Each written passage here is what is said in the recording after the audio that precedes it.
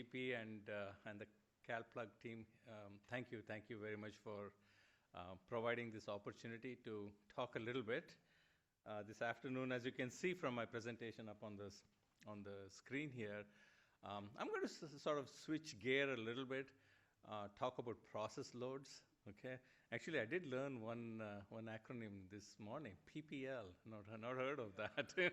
So plug and process loads. So we heard a lot on plug loads. I thought I'd share a little bit of time on the process loads. And before I do that, I think I have to. Oops, sorry. I'm not a computer expert, so pardon me. So anyway. Once again, just as an introduction, Ammi Amarnath, you can see me on there. I'm with EPRI, the Electric Power Research Institute.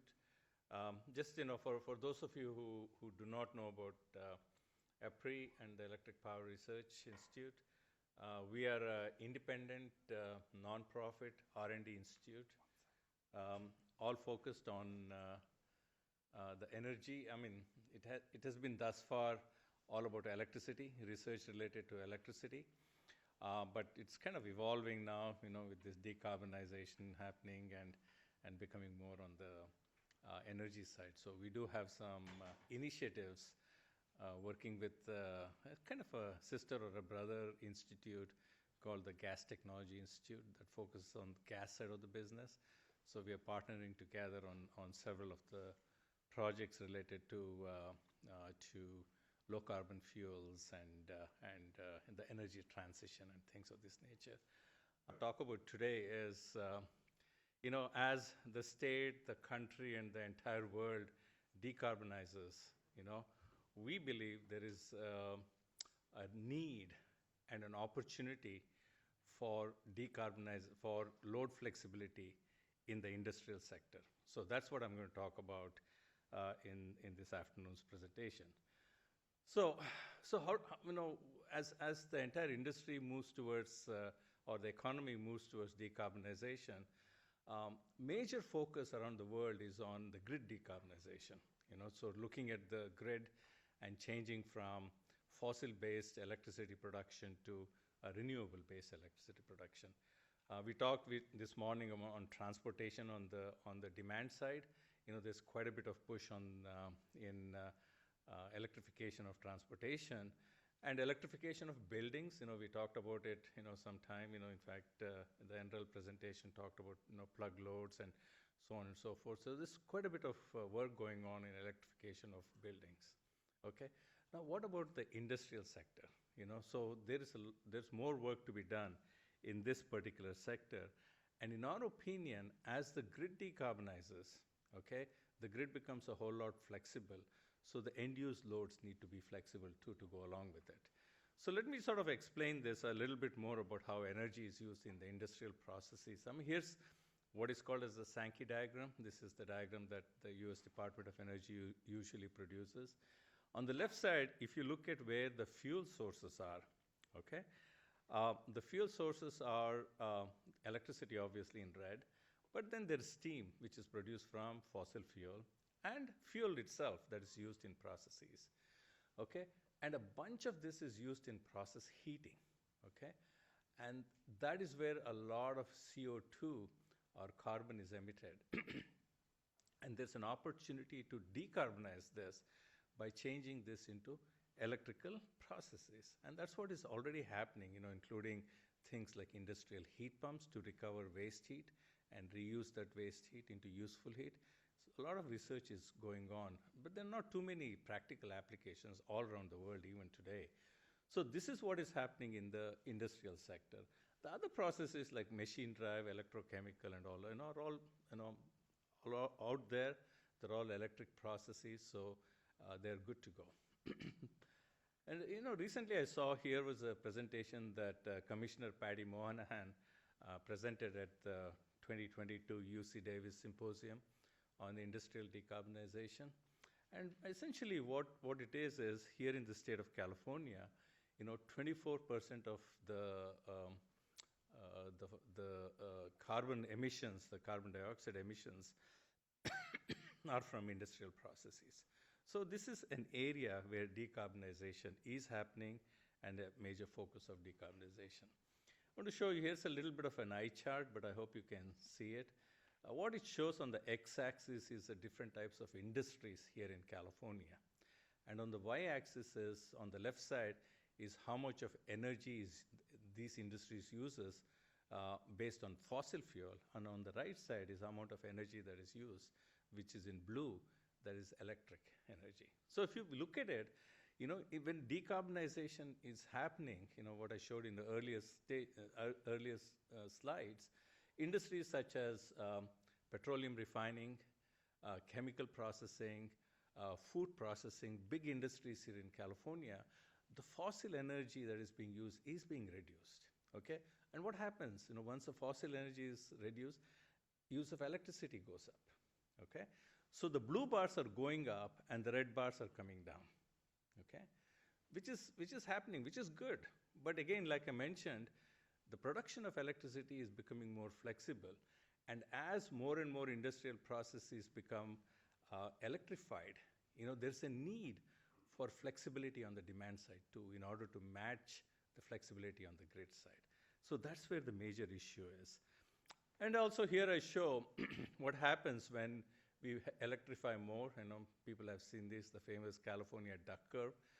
On the grid, we see that during the day, the use of energy is a whole lot less. So is there an opportunity to shift, where the belly of the duck, in other words, to make the duck fly, that's what they say, to make this more flat, this curve more flat. Is there something we can do to shift the load from the day to the evening, or shift the loads from the peak hours to the non-peak hours? So this is an area for opportunity for flexibility, especially in the industrial sector.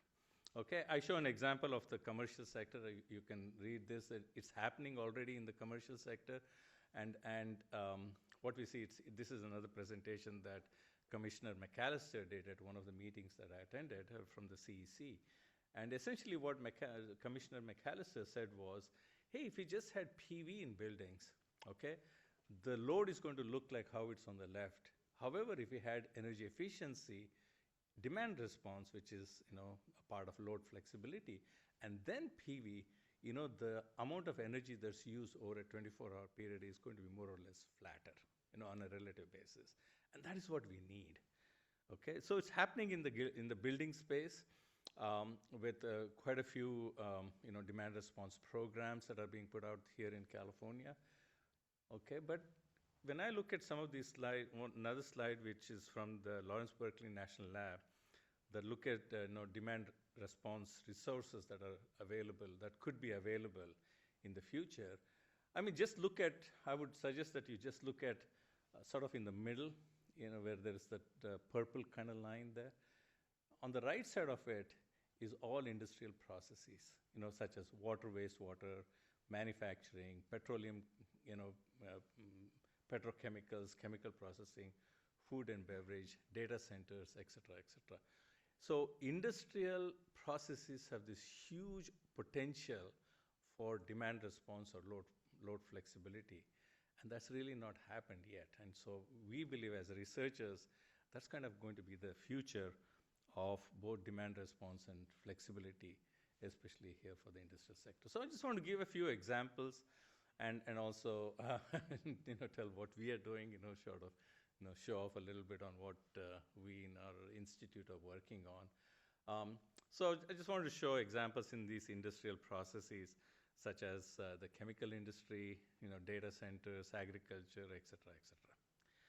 Okay, in the chemical industry, let's say, for example, air separation, cryogenic air separation, okay?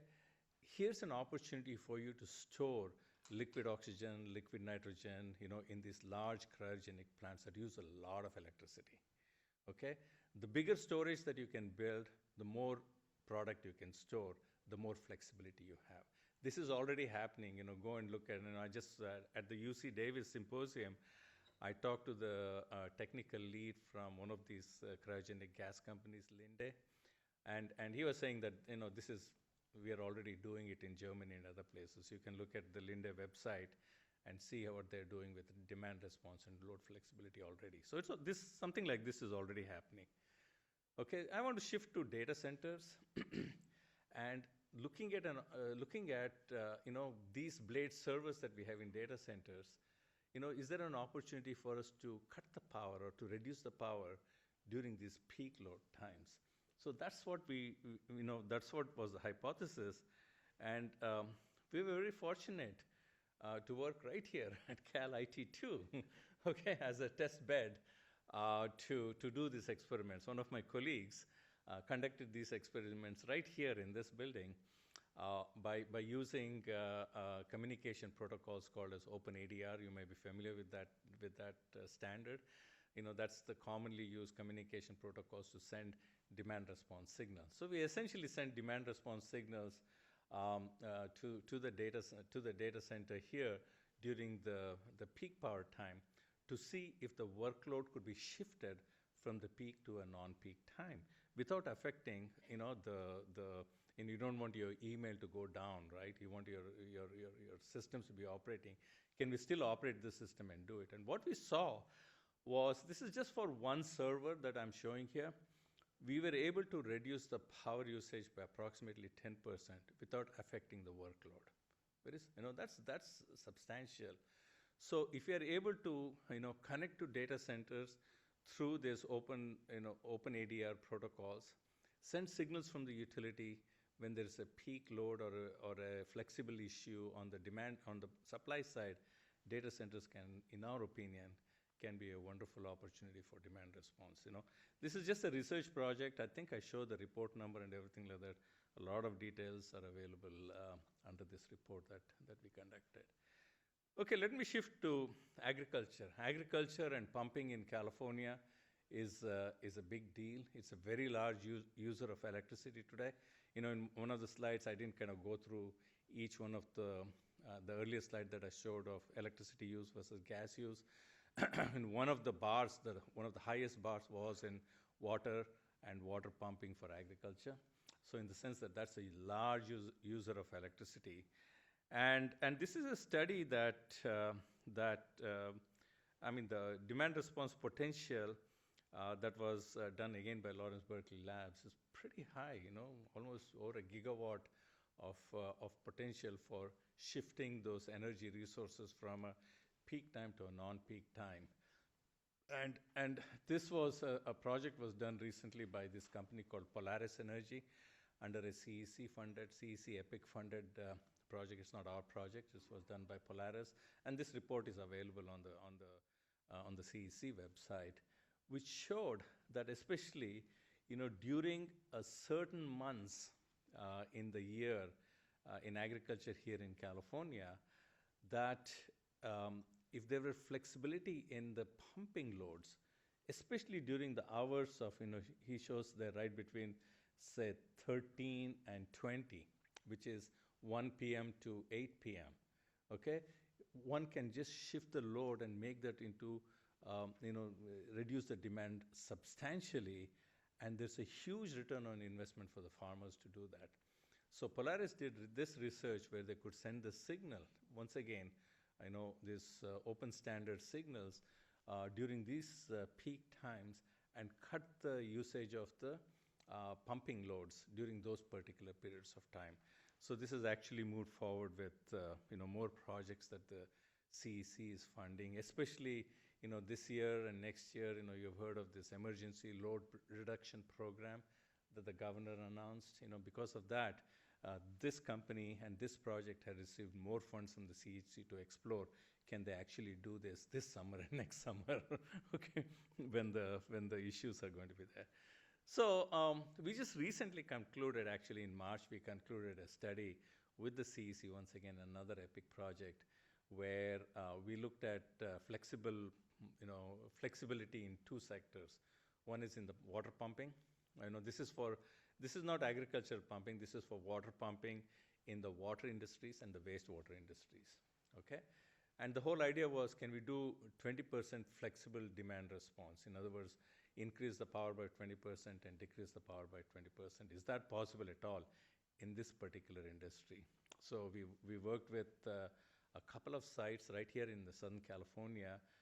These are big water agencies here in Southern California. We worked with them to see if we could indeed reduce the power and increase the power during the times that there is flexibility on the power generation side.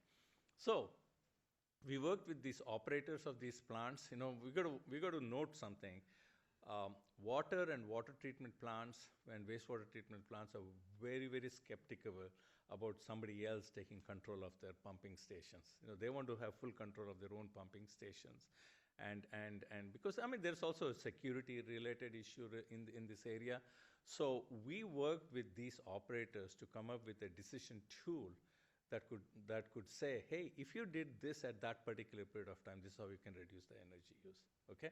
So it was not essentially a totally automated demand response. You can call it as a semi-automatic demand response, where we send the signal to the grid the operators of these water plants, and they in turn would do manually reduce or increase their pumping loads. That's what we did, and we were very successful in reducing or increasing their loads by more than 20%. It was closer to 30%. Okay. The second one that we did under the same project was on refrigerated warehouses. Okay, so this is another area. A lot of refrigerated warehouses here in Southern California. We have got food coming in from overseas. Frozen food coming in, and it's stored here and shipped around the country from here, and vice versa. The food from the Midwest and stuff like that in a frozen form comes here to Los Angeles, and through the port, it gets shipped off to China and other places, especially things like pork. There's a lot of export of pork and beef from this country. So a lot of the refrigerated warehouses here in California, and demand response potential for this is very high. What's beauty about this refrigerated warehouse is that you can increase or decrease the temperature of those warehouses without affecting the quality of the food. Not all foods, but quite a bit of food. You've probably seen it in your own refrigerator.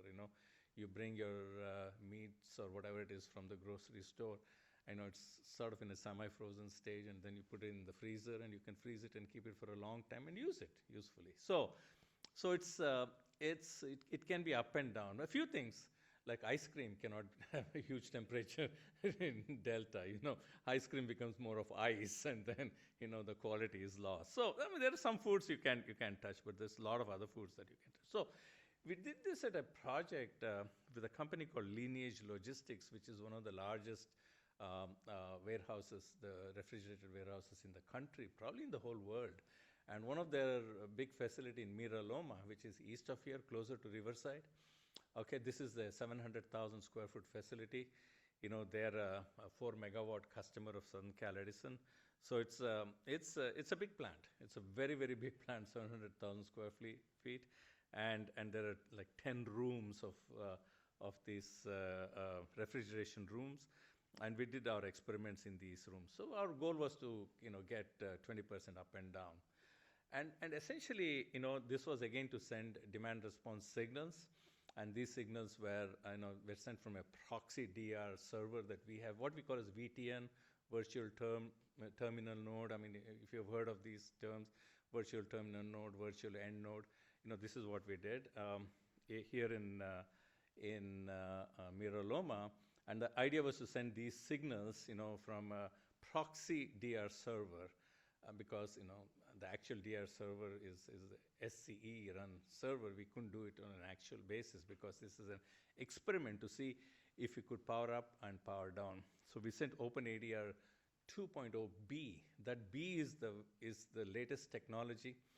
The difference into OpenADR 1.0 and 2.0A and 2.0B is under B, you can get a response back from the plant saying that I really did what you asked me to do. So the operator, grid operator, Southern Cal Edison, whoever is operating, will know that signal was sent, signal was received, action taken, and response back. So this is that's the newest technology.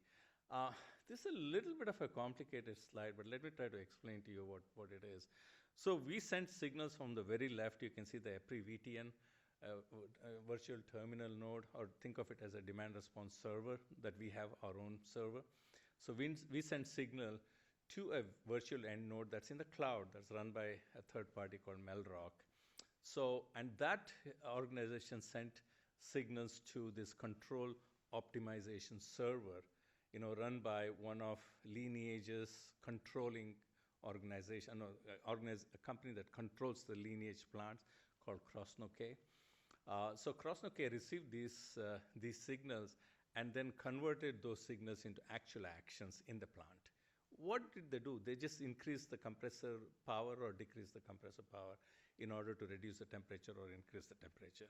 So that's what they did. So we sent these signals, and voila, we were able to see really good signals. There's a lot of charts on the left side, but look at the bottom right, which says that, we were able to increase the power by 26% when it was required and decrease it by 30% when it was required. So we were able to do this so-called flexible demand response. But then we found something interesting. We said that, hey, in this plant, compressors are not the only electric loads that are out there. There are other loads out there, such as floor heaters. Every refrigerated warehouse needs to have floor heaters. Otherwise, you don't want the floor to buckle because of the temperature gradient with the ground. So they need to have floor heaters. And also this, all refrigerated warehouses have electric forklift trucks. This warehouse had about 120 of these trucks, a lot of them running around back and forth, and they charge and discharge. They charge these electric forklift trucks. So for the floor heaters, which was actually 700 kilowatts, we did more DR by sending signals to these floor heaters and turning them off and on. And we were able to get exceedingly good response because these floor heaters in that particular plant were all electric strip heaters. So it's very easy to turn them off or turn them on. So we were able to do that. Forklift trucks, we didn't do anything because they told us if we turned off a forklift truck and the thing didn't have any juice, the operator would be like, it's an afternoon off for the operator. And they have to pay that operator. So, of the driver of the truck, they said, no, don't touch it now. We'll think about it for the future. So we didn't do anything about that.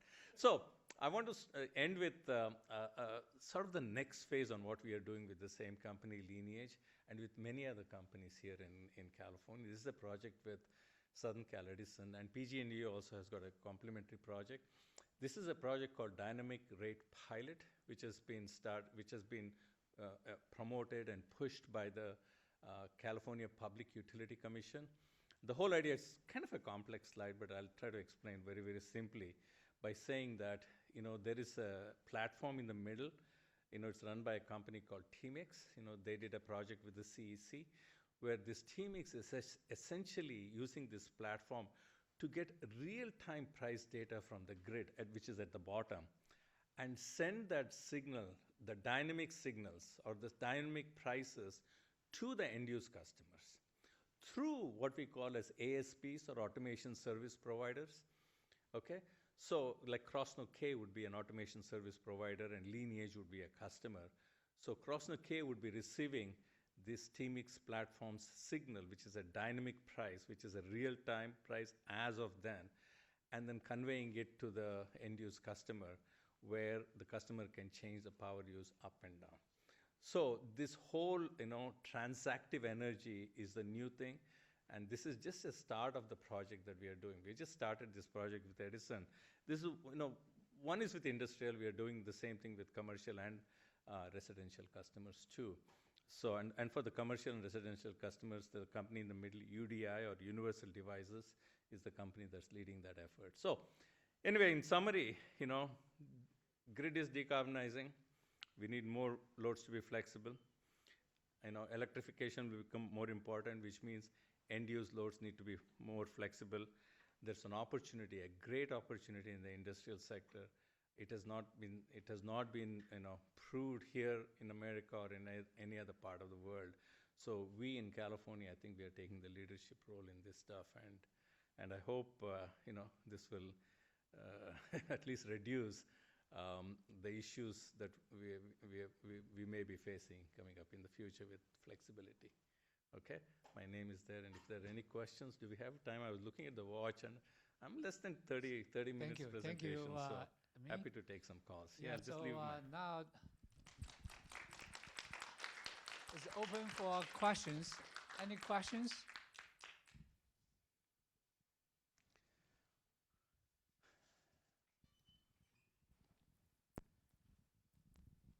Thank you, Ammi, for the presentation. One question I had was, do you see DR in the industrial sector as kind of the best option that we have right now in terms of helping decarbonize or reduce emissions, or are there other emerging technologies that are also on the radar? Because I know the industrial sector is very custom in terms of the applications and the technologies used for their process loads. Good question. Okay, so I'm going to go back to the LBNL slide. You're absolutely right. Industrial is not that easy. Okay, process loads are not. It's not like one size fits all. For example, for a commercial building, a building like this, okay, you can send signals in and do DR fairly, relatively easier. Okay, so industrial is a challenge. It depends on process by process, and it depends on plant by plant, because the plant manager is essentially responsible for production in that plant. Having said that, there are some opportunities. That's exactly what this potential study has done. And if you get a chance, look at this potential study that LBNL did for CPUC.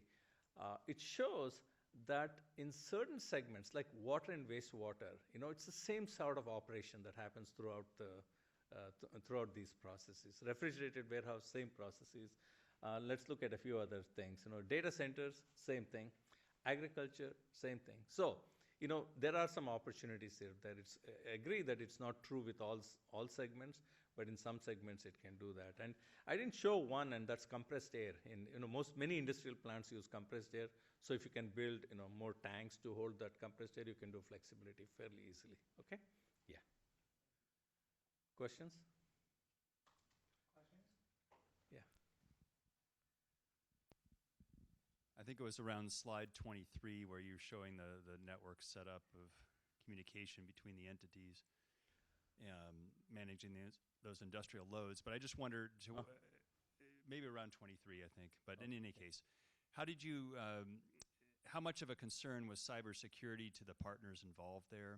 Because there are a lot of connections and communications and control. Yeah. And I just wondered if that was a hurdle you had to overcome. Yeah, I think maybe you're referring to this slide here. So yeah, that's an excellent point. Cyber security is definitely a concern whenever we are trying to do any automation, any type of automation. So in this case, we were a little bit fortunate in the sense that the signals we sent were OpenADR 2.0b that have been certified by, I believe, by IEC to be cyber secure as per ASME standards. Again, if I can remember standards, I'll let you know. But ASME has got certain standards for cybersecurity. So maybe it was NIST standards, I think. Okay, so OpenADR 2.0b has passed that. Okay, and therefore the thought process is, hey, OpenADR can do that. Now between Krasnoke and the customer, okay, it's all internal out to the plant. Okay, so it is a proprietary communication, and that is definitely cyber secure.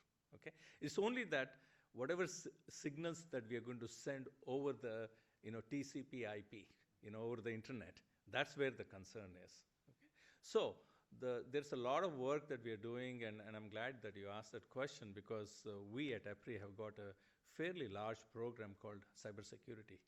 It's from cybersecurity from end to end, from the electricity generation to the electricity use, and we are doing a ton of work related to what could be the issues, especially with DERs coming on communicating distributed energy resources coming into play. So this area we are covering it. The answers are not there, but hopefully in the near future we'll have it cyber secure as per NIST standards. Questions? Any questions? Thank you. Thank you.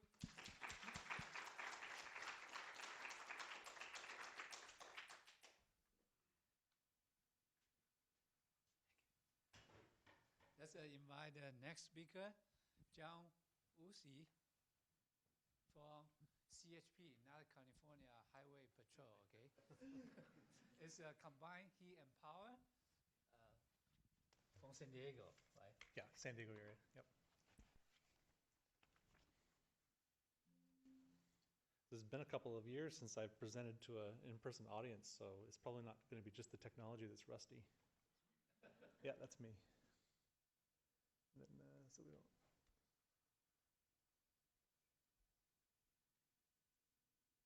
Is this gonna, great. All right. All right. So I'm John. I'm the principal engineer for the Western CHP TAP. It's the Combined Heat and Power Technical Assistance Partnership. It's a DOE program. There's 10 centers around the country. The Western Center is hosted at the Center for Sustainable Energy in San Diego. Today we've been talking a lot about the load side of this question around resiliency and just energy consumption. And I'm going to talk a little bit about the capacity side. So combined heat and power is well, before I get into that, let me just talk a little bit about what our program is. I'm not sure if everybody here or if anybody here is really very familiar with this program. It's run by the Advanced Manufacturing Office at the DOE. Let's see here. Our mission is to provide stakeholders with resources necessary to identify CHP market opportunities. The national program provides the public with market and project resources like what do we have here? We have the package CHP e-catalog, the package CHP accelerator, and of course the technical assistance partnerships, which we're one of. What our partnerships do is we provide kind of a threefold suite of services. The first one that I'm going to talk about is technical services, because that's where I spend most of my time. So as the TAPS, we provide technical assistance. So that is technical economic feasibility studies for CHP, depending on applications. So just like any other energy audit, we would do an audit of energy consumption. We would do an audit of the processes that are happening at the facility. And we look for applications that might be a good fit for CHP as a technology. We also do activities like this one, stakeholder engagements, end user engagements. So we do education and we do outreach. We also work with policymakers, and all in an effort to make sure that CHP is recognized as a viable and practical solution for increasing capacity, especially where there's a high thermal load. So I'll define a couple of terms here real quick. So everyone here might be familiar with these terms, but for the benefit of anyone who is not, we'll just take a quick run through here. So combined heat and power, it's the concurrent production of electricity or mechanical power and useful thermal energy in the form of heat or cooling from a single source of energy. And then a microgrid, which I think is probably a more familiar term for this group, is a group of interconnected loads and distributed energy resources within clearly defined electrical boundaries that acts as a single controllable entity with respect to the grid. So a few words here on CHP. So CHP being the simultaneous production of electrical and thermal energy for utilization on site or nearby. Did it just? Sorry. I've had this problem before. So let me just step away from the computer here for a second and talk a little bit about this. All right, I'm getting a sense that the computer is gonna. This way. Okay, move back. Okay. Forward, back. All right. Like I said, it's been a while since I've presented in front of a live audience, so I'm going to shy away from the keyboard a little bit. So combined heat and power. See, I didn't touch it that time. You see that? Are we? Is it on autoplay? What if I pause it? Maybe we're okay. You combine heat and power. Yeah. Okay. So combined heat and power.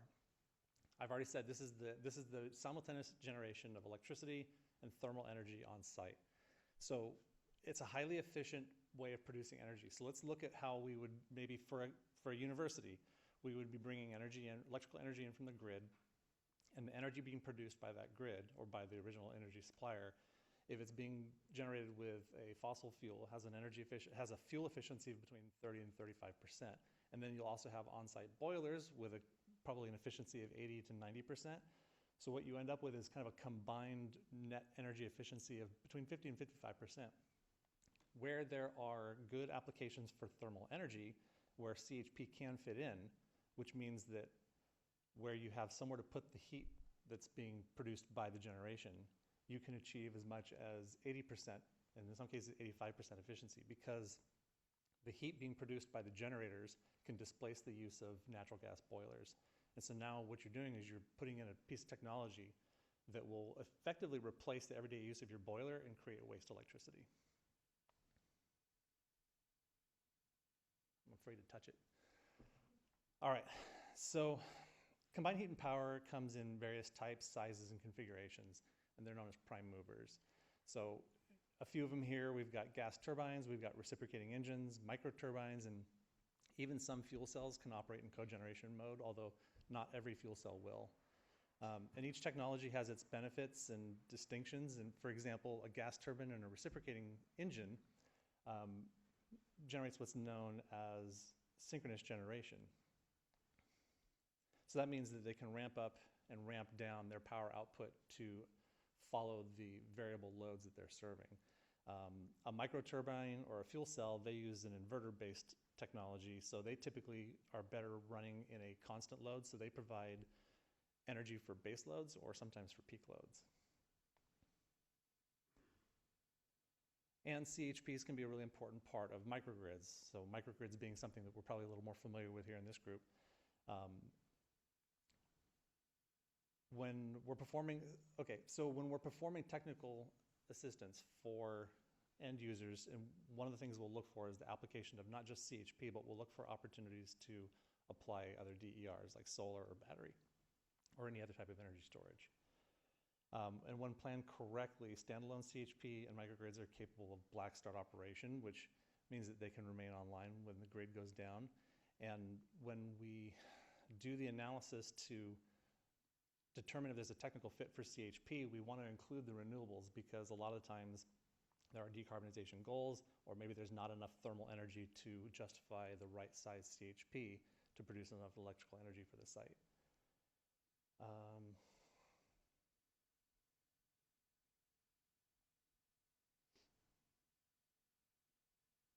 Jump to the next screen here. We'll talk a little bit about microgrids. So among the many programs and initiatives going on with the DOE right now is the DOE Grid Modernization Initiative. So when we talk about microgrids and we talk about how we're going to develop them, where they're going to be implemented, we want to have a metric or a rubric for understanding what's going to be a reliable and what's going to be a resilient microgrid. So the GMI has identified these 6 kind of key features of a microgrid: reliability, flexibility, sustainability, affordability, security, and resilience. And when correctly applied, CHP can be a very strong part of supporting each of these criteria. So I'm going to kind of take us through some of these key criteria that CHP addresses. So I like to talk about reliability and resiliency together because they're essentially 2 sides of the same coin. Reliability is what it sounds like. So how reliable the grid is versus the likelihood of a failure. So utilities invest in reliability, and the costs and the benefits are well understood. So resiliency is when reliability fails. Resiliency's value increases when reliability decreases. In California and beyond, our grid is facing shrinking capacity and legacy generation. So it's been mentioned also this morning that old gas plants and nuclear plants are being retired, and there are more and more hydroelectric generation in the Southwest that's becoming at risk. All the while, we're moving towards an electrified grid. So we talked a little bit this morning, I think it was our first presenter talked about adding EV charging to the grid. And one of the considerations that we need to think about as we start adding more and more electrical load to our grid is how we're going to meet these capacities. So right now, everybody's talking about doing this with solar, with hydro, with wind, but there are opportunities to employ systems like CHP to also create grid hardening, specifically where there is, again, this application for thermal energy.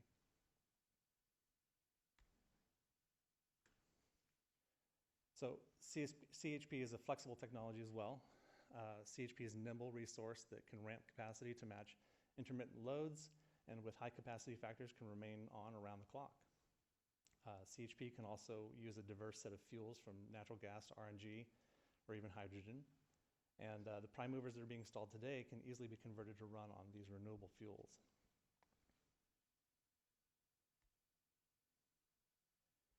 And then sustainability. So CHP can be a renewable energy source in the right applications.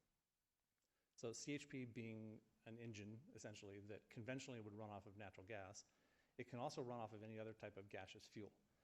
So it's a great opportunity to use RNG that's available from either wastewater treatment plants, from food waste processing, and let's also not forget that other forms of CHP can take advantage of waste heat from industrial processes.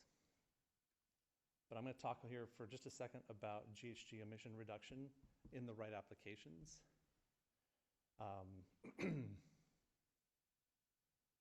So in December of 2019, the AGA Foundation released a report that evaluated the potential for RNG to contribute to greenhouse gas emission reductions in the US.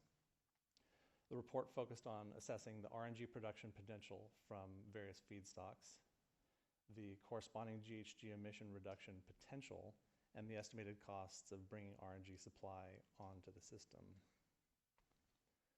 ICF developed a low and high resource potential scenario by considering RNG production from 9 feedstocks, and these production technologies were feedstocks that include landfill gas, animal manure, wastewater treatment, and food waste processed through anaerobic digestion, which is a common and increasing path to biogas, agricultural residues, forest residues, energy crops through thermal gasification, and for the long term, hydrogen through power to gas using some form of renewable electricity like excess solar energy or wind. And then one aside on hydrogen in existing pipelines. So there's a lot of talk about hydrogen as kind of the new gaseous fuel for the future. And I do tend to think that that's where we're going to go as we develop more and more renewable energy sources. But we can't just put it straight into the existing gas pipeline. It's a smaller molecule. The gas pipeline right now is designed to contain natural gas, which is actual physical larger molecule. So right now there would be risk of excessive leakage if we were to just inject hydrogen right into our pipelines.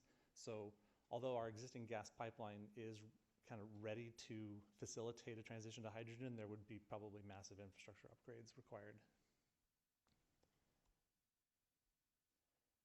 This graph is from a report released on January 4th of 2020 from the World Resources Institute and shows the relative carbon intensity based on a full life cycle analysis of various RNG feedstocks. So this graph only includes RNG from anaerobic digestion. It's important to note for this comparison that RNG impacts carbon emissions in 3 ways over its life cycle.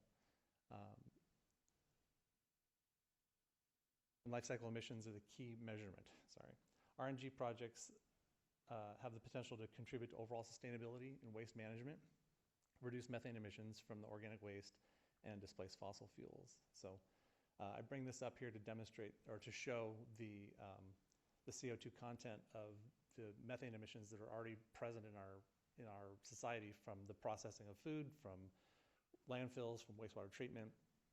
And these methane emissions are right now, they're either being flamed off or in some cases they're being used for energy production, but we're moving towards a direction of capturing as much of this as possible for energy production. And when we're doing it in a decentralized way, combined heat and power, like the one that would be placed at a university or at a wastewater treatment plant or in an industrial operation, is exactly the kind of technology that can handle this. So this table gives some more detail on what I mentioned before about CHP having the potential to save more GHGs. Really?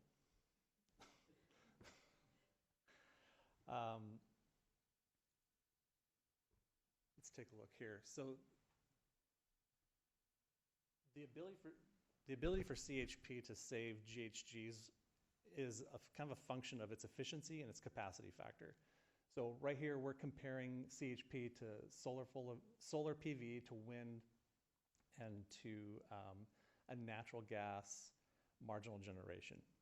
So I don't need to read the table to you specifically here, but it comes down to capacity factors. So if I'm looking at a facility that's going to install DERs or distributed generation, if I have the choice to put in solar, wind, or CHP, as long as I have a good place to put the heat byproduct of the CHP, I have the opportunity to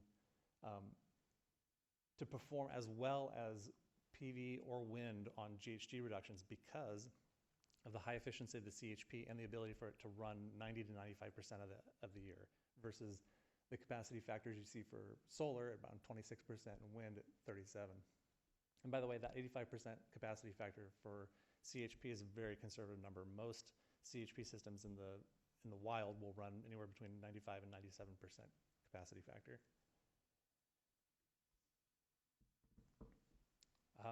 Getting back to our list of metrics, we look at affordability. So energy efficiency equals cost savings, and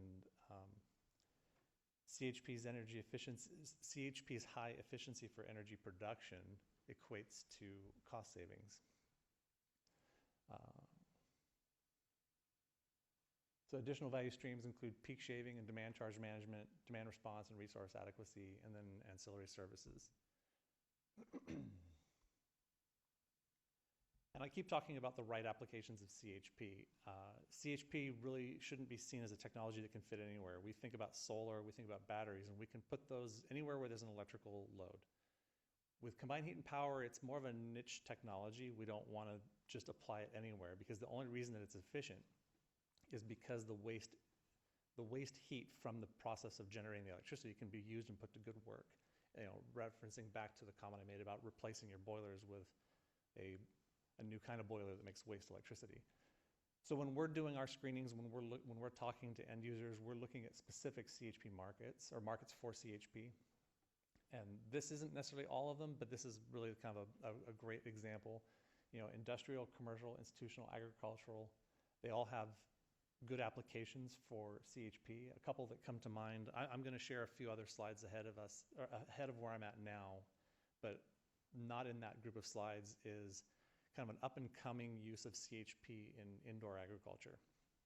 So combined heat and power is a good fit for greenhouses, and we see a lot of those applications in the Netherlands where there's a high electricity load, they need lighting power, they're heating the greenhouses, and then they'll do carbon capture to kind of scrub the exhaust from the CHP to help the plants grow.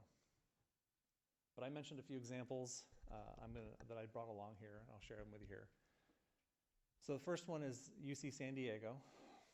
UC San Diego has a microgrid that has two 13.5 megawatt solar turbine gas turbines configured with a 3 megawatt steam turbine and a 2.8 megawatt fuel cell. And then combined with all of that, they have 2.4 megawatts of solar PV and 2.5 megawatts of battery storage. And they have a 4 million gallon thermal energy storage system as well. What's interesting about this particular microgrid is the fuel cell. Well, all the engines and the fuel cells are burning natural gas and or methane. But there is a water treatment plant in Point Loma, so it's not very far from UC San Diego. And there's a scrubber, and they're doing methane capture there, and that gets injected into the gas pipeline, and it's nominated for use for the fuel cell at UC San Diego. So that's just kind of an interesting interconnection and a way to capture and use RNG that's not necessarily made on your actual facility. There's opportunities to have it nominated for use from other operations. My other example here is the Marine Corps Air Ground Combat Center in 29 Palms, California. Here they have 3 gas turbines with heat recovery and 7 double effect absorption chillers, totaling over 3,000 tons of cooling. They currently have a 9.6 megawatt solar PV system, and they have 9 megawatts of battery energy storage that's planned to go online. Once that battery energy storage comes online, they'll officially have a functional microgrid. So this isn't exactly an example of up and running microgrid, but it's one that's up and coming. Oh, and by the way, a lot of the military bases right now are facing specific challenges around resiliency. They have specific mandates that they need to meet. So if in the absence of either their local grid or their local fuel supply, they need to be able to accomplish their mission still for anywhere between 7 and 14 days. So In a lot of cases, that's an awful lot of diesel fuel to be storing on site. And when they're considering how they can achieve these resiliency goals, CHP has been a very attractive option for them because of the ability for CHP to provide cooling and electrical energy while using a resource that's not as likely to be interrupted as electricity from the grid using natural gas from their pipeline. And the last one here is Taylor Farms. Taylor Farms is a bit smaller than the last two examples. They have 2 megawatts of natural gas fueled reciprocating engines, and they use the heat recovery to drive 240 tons of aqueous ammonia absorption chilling. They do also have a 1 megawatt solar PV farm, and they have 1.8 megawatts of wind. So each of these systems are examples of microgrids or soon to be microgrids that are providing capacity to the operators efficiently and can benefit from their local, and they can also benefit the local communities. When a microgrid is designed correctly for black start operation, it can isolate itself from the grid either when the grid goes down or intentionally when there's peak loads. And when the microgrid intentionally separates from the grid, it allows the surrounding community to remain online because they've basically removed that load from a capacity-constrained grid in that moment. So I'll leave this slide up here, just a handful of the other DOE CHP TAP program resources. The program's been around for decades, I think. We're just in the latest iteration of it, and I'm completely certain there'll be more iterations of it in the future. But that's my presentation, if anybody has any questions.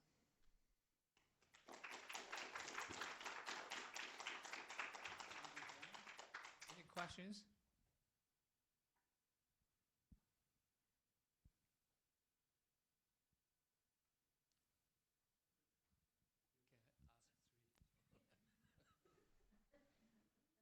I'm on the short end of the stick. Yeah, I mean, sort of a general question on CHP. Is it increasing in the United States? Decreasing? What's the future looking like for CHP? So the answer kind of is regional. So in the Western region, so as we define the Western region, California, Arizona, Nevada, and Hawaii, it is decreasing. Other parts of the country that are not as aggressive towards electrification, it's increasing. I do think that there's an important role, though, in the Western states or any states that are looking at electrification, simply because not every industrial process is quite ready to be electrified just yet, and CHP can be an effective way to address those high heat loads or high thermal loads in a very efficient way, and in a way that's a bit future-proof, because any of these prime movers that are being installed today can easily be converted to run on RNG or on hydrogen as it becomes available. You have 2 more questions.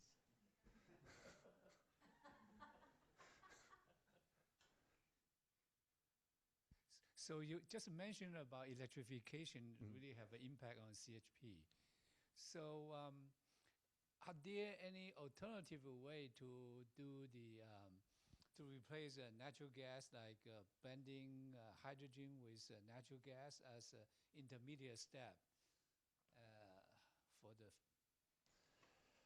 fuel itself? So to make sure I understand the question, so as we move towards an electrified grid, as we move towards electrifying as many of our loads as possible, you're asking, is there an opportunity for alternative fuels to kind of carry us down that road until we find better ways to electrify these process loads? I would say yes. I mentioned, I kind of tarried on hydrogen as a topic there. I think right now there's some obstacles with hydrogen. We've got a variety of sources of hydrogen. We've got hydrogen that's being extracted from natural gas and leaves a kind of a carbon-heavy byproduct. I think the ideal hydrogen is what we know as green hydrogen, which is produced from excess electrical energy that's available from renewables, ideally. But right now, that process of producing green hydrogen is a bit inefficient. It takes quite a bit of electrical power from these renewables to produce a much smaller amount of potential hydrogen. So I suppose if someone has a whole lot of extra electrical capacity sitting around right now, green hydrogen is viable right now, but it's a challenge it's a challenge with the way the economics of it stand today.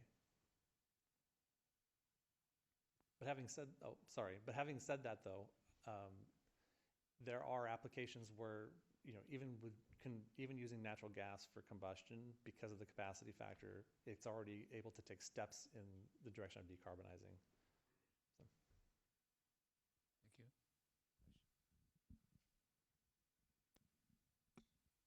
You gave a couple examples from the military. Mm-hmm. Was that an indication of a trend that the DoD in general is looking at this as a resilience play, as a backup plan? And if that's the case, then why wouldn't the private sector also, instead of putting all its eggs in the electrical basket, also look at this the same way? That's a great question, and I'm not sure if that's an example of a trend at DoD as much as it is a trend of either the CHP market or programs like this one recognizing that to meet specific resiliency objectives, CHP may be a good fit. I'll give you an example where it's not. My team is right in the middle of doing some studies for Fallon Air Base in Nevada. And although at first glance there's a lot of potential thermal energy that can be used by CHP, it's so intermittent that the application of CHP is a really tough challenge. So we want to see, we have to all work in an economic world, so we want to see reasonable paybacks. So application of CHP where you have very intermittent thermal loads tends to yield very poor economic performance. So I have a couple of examples of military bases where it works quite well. There are a lot of examples where it doesn't.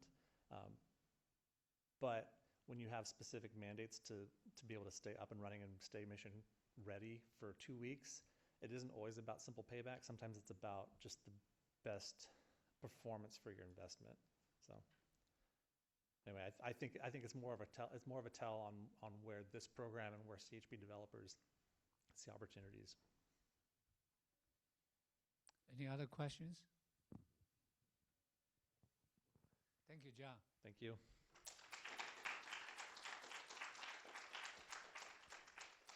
Let's move on to the next speaker, Zhao. Li is currently the technology director of CalPlug. Yeah, so we have a new policy here, bring your own laptop. So let's see if that works. Can't have your power. Yeah. Yeah, absolutely. Okay.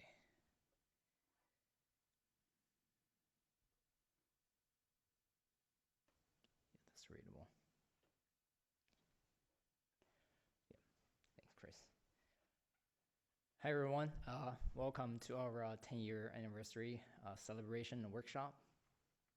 As Professor G.P. Lee introduced, I'm new here on season 10, so I'm trying to look for the next 10 seasons right here.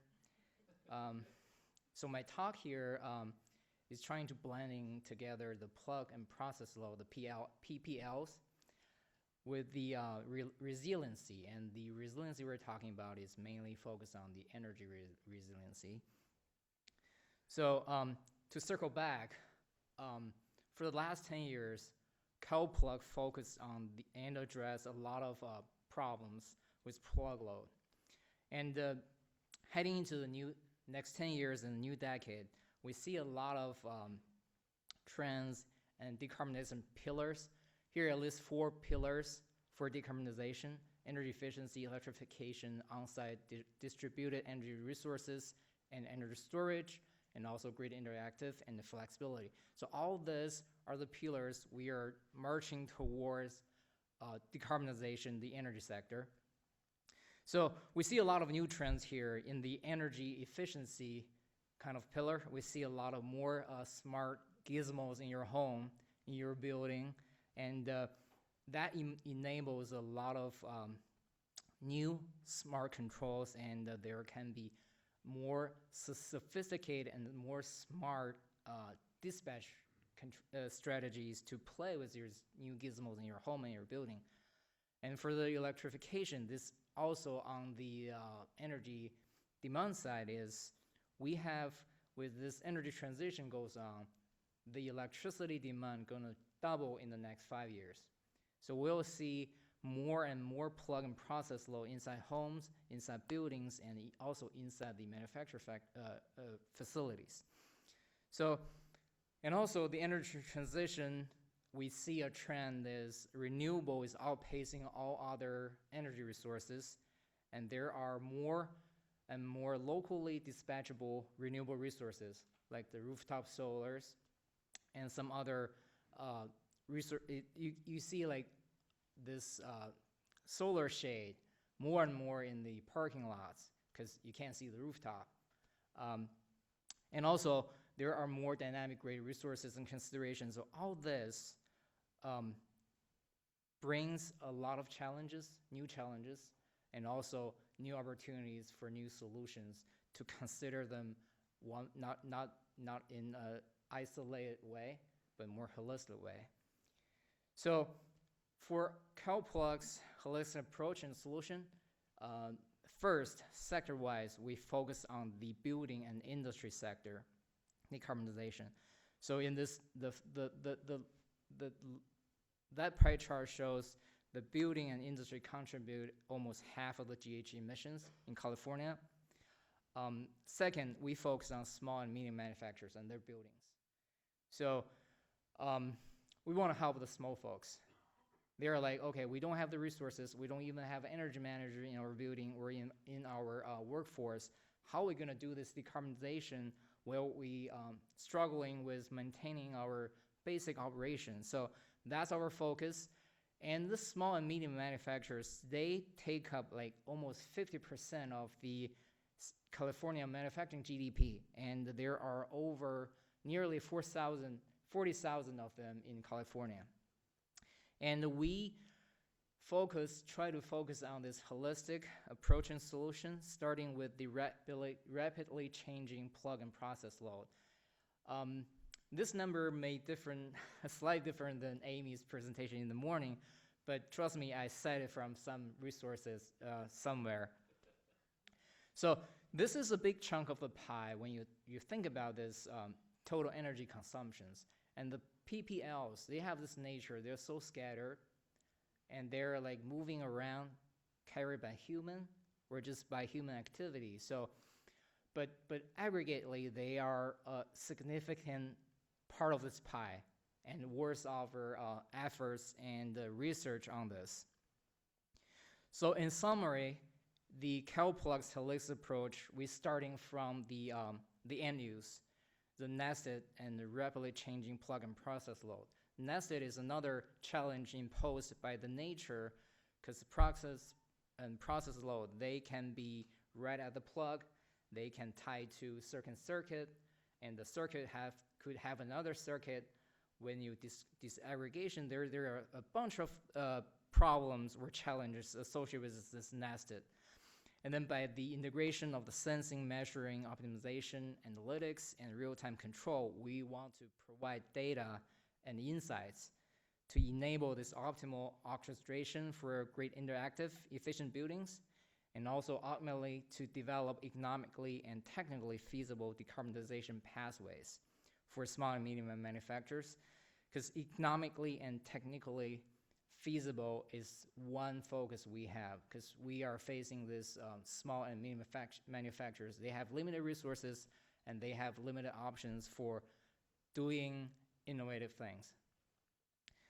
So speaking of energy resiliency, this is definitely a blackout. So what we can do to prepare the small and medium manufacturers in a situation where they have a blackout, and for them to planning this energy resiliency.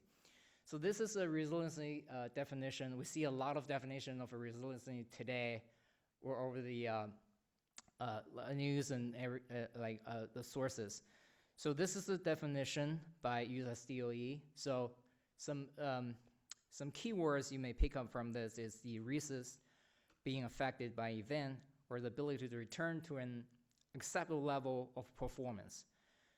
So preparing and planning for energy resiliency, I would say is more like to buy a insurance policy.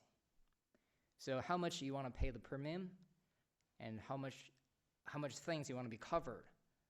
So those are the things when we put in this planning and to this solution, and also we want to piece together with the reality small and medium manufacturers they're facing. So those are all the things I want to try to bring in. It's not necessarily a solution, but like some problems or some challenges we see for all this when we put this problems together. So when we look at the pillars for decarbonization, and some of them support the energy resilience at the same time. So this is the, again, Ammi from Enroll has the same downfall for the energy efficiency, electrification, grid inactive, DER and energy storage, and also the CO2 capture and storage. So all this at the same time you're achieving decarbonization, they will also support some of the energy resiliency preparation or planning. So here is another definition for the power system resiliency is the ability of our power system and its components to withstand and adapt to disruption and rapidly recover from them. And in case of small and medium-sized manufacturers, the energy resiliency means the power system comprises the electric infrastructure behind the meter. So whatever happened behind the meter, which means inside your facility, that's the scope for you planning your energy resiliency. So again, the energy efficiency and on-site DER and the energy storage support the decarbonization in a great level. And in the event of blackout extreme events, the small and medium manufacturers designed to be energy efficient and store or produce energy on-site offer a great level of protection to the continuity of the operation of safety ramp down. So in terms of energy efficiency, basically energy efficiency increases the passive survivability of that building and of that manufacturer. So basically, if you're more energy efficient when the blackout happens and you have a certain amount, limited size of your energy storage, you can maximize the usage of the limited resources available. And also, for the on-site DER and the energy storage, during a power blackout, the backup power, it could be your batteries, it could be your on-site solar, it could be your generator, or your CHP system. So all this allows different levels of continuity of operation and how you can keep staying in that building. The next question is, okay, how can we access this 40,000 small and medium-sized manufacturers? So this year, we've been awarded from DOE the Industrial Assessment Center program that we, under the leadership of Professor G.P. Lee, we formed the UCI Smart Industry Assessment Center. And this program formed by DOE has a history of almost 4 decades. So in this program, DOE is trying to utilize the university resources to help small and medium-sized manufacturers to save energy, reduce waste, and increase productivity. So a little numbers here is for this whole program over this year's already this almost 20,000 free assessment being done and offered to all the small and medium manufacturers. And over this 20,000 assessment, for each assessment, the ISC centers offer them energy saving tips or recommendations for them to how to save energy. So almost 150,000 recommendations are recommended to the small manufacturers to tell them, okay, here are the low-hanging fruits you can do, here are something you can do to save energy, to increase your energy efficiency. So this is over the years the ISC has done, and we have this opportunity also for the next 5 years or more to access small manufacturers in the SoCal area. So basically we can, at least we can see, and we can go into 20 small and medium-sized buildings each year and 10 commercial buildings as well. So we can see what's really happening in their production process, and we can see what's the real problem and what's the weak spot, and we can identify in this kind of energy auditing process. So with this, and there's remember there are almost 20,000 assessments, so we can see this as observations. So what's really happens in these small and manufacturer facilities? So over the years, there's a database in the ISC program. So when we look through what's really happening with their plug and process load in these manufacturers, so we can divide them into process load related and non-process load related. So basically, in the total number of nearly 120,000 recommendations, remember this all recommendations, all we see something they can improve, and they either save energy or just decrease their energy cost. So over this amount, nearly 60% are process related. That means we have a lot of opportunities in improving process load energy efficiency in small and medium manufacturers. And over the years, there is 60%, and so they definitely help. That's why this program exists, and they keep evolving. Another observation is, okay, so small and manufacturers, they are more sensitive to cost. So when the program suggests, okay, the implementation cost for a certain recommendation, when it is process related, the average cost is higher, but because they're more on point to the deep problem, they want to lower their energy costs. They want to have more energy savings. The payback year is actually better, which means the recommendations on process load having more generated more energy savings, so therefore their payback is lower, and they have higher implementation rate. So that means over the years, all this 60% of the 120,000 recommendations, they are adopted more by the small and medium-sized manufacturers. And all this, I'm telling you, better saving in adopting process low energy efficiency recommendations in small and medium-sized manufacturers. So this is all we learned from the past, and we learned from the data set, and this is like all mining from the limited descriptions about the recommendations and how the small and medium-sized manufacturers are adopting them. On the other side, on the other pillar, which is the on-site distributed energy resources and energy storage, what's the status in small and manufacturers? So we also look into this. We also look into this database, because intuitively we can generalize that. Okay, on-site DER and ES during normal operation, they can reduce demand charges and energy costs if sized properly. And during blackout, okay, definitely they're gonna provide resiliency and continuity of operation.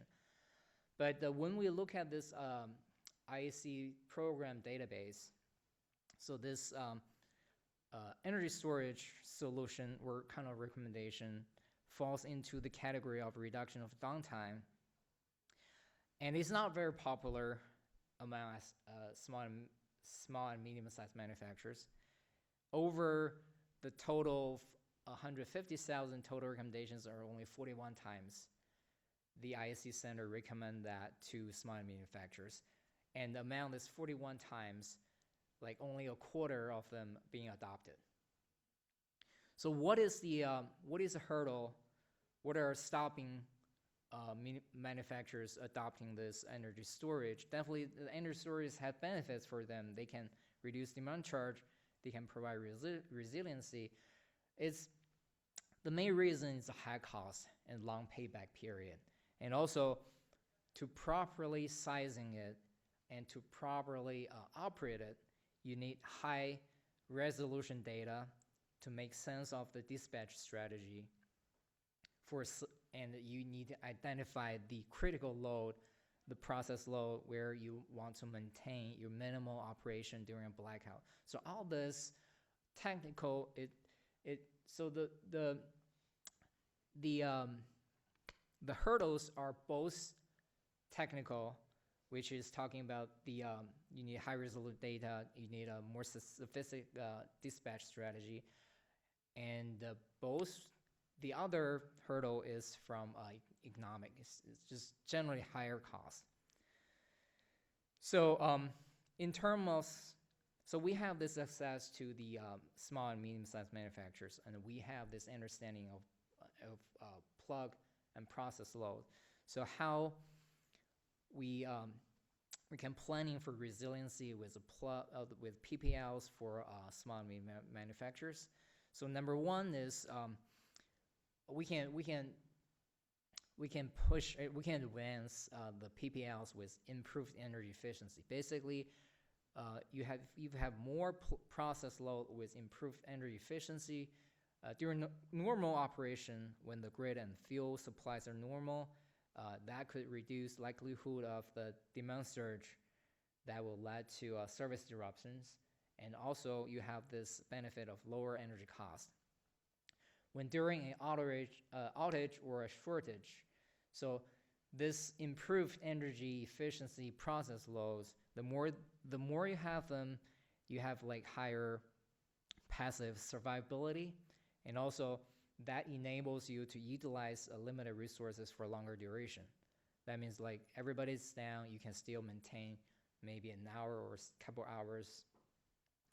The second aspect for the planning for resiliency with PPLs, so that ties to identify the critical PPLs, and you want to wiring them correctly to your DERs and energy storage system. So that the first step is to identify what are the critical PPLs in my facility, and during the normal operation, this can reduce the demand charges and also somehow support the sustainability goals, because if you have like on-site PVs, that definitely can do it. During an outage or shortage, so that will ensure you have an uninterrupted operation for your critical process loads. So when planning the energy resiliency with plug and process loads for small and medium-sized manufacturers, there are a lot of challenges, and those are tied into the characteristic of small and medium-sized manufacturers. So oftentimes, these manufacturers are in varieties of industry subsectors. So it is really hard to find commonalities among different subsectors. Even like with, for example, they're in brewery, but they are doing like different hops. Their fermentation requirement or the processing heat requirement are totally different. And also they tend to have their own process heating requirements. They have their own process power requirements, and they will have various product specs and also production cycles. Usually small and medium manufacturers, they have a high degree of process integration. That means they have their own tinker together system, like you normally not see in others. They're kind of unique. And also, because they are small and medium-sized, all the solutions of on-site energy generation and on-site energy storage, they have this scaling up problem. So you will have higher cost when these systems are in small scale.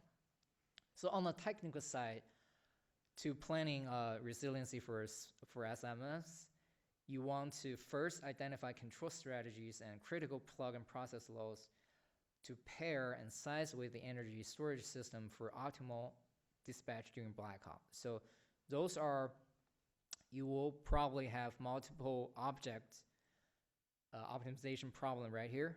So it's kind of technical. So we want to help the manufacturers with this aspect, and also seeking alternative fuel for process loads to diversify the fuel supply to improve the resiliency over supply shortage. That's another route. It's fall a little like sideway on the electrification, but still. So in summary, so when we're planning for the resiliency with PPLs, so the first one is estimating loads to identify energy resilience needs. So the needs including the time frame, how long I want my the continuity of the operation to last, and also we want to see what is the minimum operation on the remain. How critical is my safely shut down or ramp down going to affect this this resilience needs decision, and also I need to know my loads, both the process load and my processes, and those are going to the priority of the loads and the circuit control design, and also all this also ties to the selection of your solutions, the ramping rate, the dynamics, and is that a like a CHP system or it's a solar battery system. So another aspect of this planning is for the planning for different type of events. So there are power outage, like there's no signs or no notification at all. And there are more kind of a PSPS event lately, which is the public safety power shutoff. So those are the happening more and more in Southern California, tied to the extreme weather, where the wildfire. So the utility will have this notification of outage. They're going to shut off their certain substations to just make sure the wildfire doesn't cause more damage. So this PSPS outage and the resilience plan with notification from utility, that's something these small and medium-sized manufacturers could plan ahead. Okay, if this type of event happens, how many hours should I, what type of equipment and process load, and what level of the operation I want to maintain during this events. And also there are generator and battery rebate program for this PSP kind of event, so the manufacturer can type into that and shed some load from their economic stress to just planning for resiliency. And also some other considerations also tied into is my facility kind of qualified for the critical facility or infrastructure, or what if not? What kind of a rebate program I'm looking for?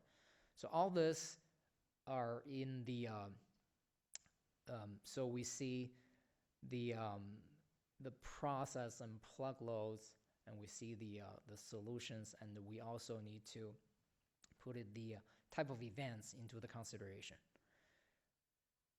So that's my talk, and we welcome opportunities for collaborations in both the PPL, decarbonization, and also energy resiliency. Yeah, thank you. Now it's open for questions.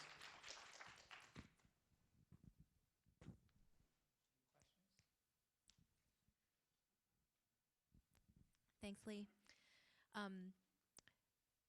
For the IAC, you guys are just getting started. Have you been in, I know you've been in at least one building, right? Or one manufacturer, right? Yes, like that's for some our collaboration, that which is GF is also, it's not our client, but it's our like kind of collaborator. So we've been like go through their buildings and do like the type of like mock exam or mock assessment. Oh, great. Okay, I'm just wondering about some of the priority of the loads. Like, how have you done that exercise yet, and how are you classifying the different loads? Just curious a little bit more of a case study for that. Yeah, so like there's one case jumping in my mind is, okay, so say if you have a you're like you're a sheet metal stamping facility.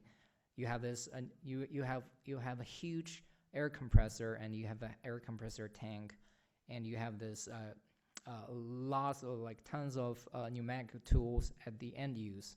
So when the blackout happens, because you have a tank of compressed air, you already have some resiliency over that power shortage, because you kind of like have different medium for the energy or the production to sustain. So now you have, if you have energy storage, you have options. You can keep like powering your compressor, or you can shut down your dryer if you're not water content sensitive for your end use, because you have a bunch of pneumatic tools. The dryer, if the dryer doesn't work, if the water content going up, it doesn't matter. That's one way. And you can also, okay, the water content in my compressed air is really, really critical for my end use. I want to use the limited resources to keep this dryer working. Well, I can use all my compressor in the tank to sustain this. At least let me to finish this production cycle. So you have options. So this is little, these two different ways. It totally depends what you're making, even you're in the same facility. So so there are a lot of options. There's a lot of like curveballs and like different ways you can go that are gonna affect the dispatcher's strategy, or the how you're gonna use your energy storage system. I have a follow-up question. Yep. Okay, so my follow-up question is, how are you working with both the managers of the facility as well as everyone who works in the facility to identify the priorities, as well as train those who are in the facilities on what to do in case of the outage, like which loads, knowing which loads are going to be on, Right. that they're supposed to, everybody's still supposed to continue work. Right. So that's tied a lot into the SOP of this facility itself. Does it already have at least safety shut-off protocol? Like, okay, what if this happens? What if something is already in the assembly line? What do we do? So those are tied into the SOP. If like, okay, if this power outage, everyone out, or we need to, so those are the things, because right now the energy resiliency, we're planning for energy resiliency is not a goal or objective in the IAC. So this is just the we try to leveraging this IAC opportunity, which enables us to just walk in there, talk to the manufacturer, identify the problem. So we're trying to, so by this workshop and this topic of energy resiliency, we're trying to use our observations to also use this IAC program to advocate or plan or help the manufacturers to form sort of the energy resistant planning for themselves. So we don't have a plan yet. It's just like we found this opportunity, like we can understand more about the manufacturers and about their processes, and we can come up not only the energy efficiency recommendations, but we can come up with some energy resiliency planning for them.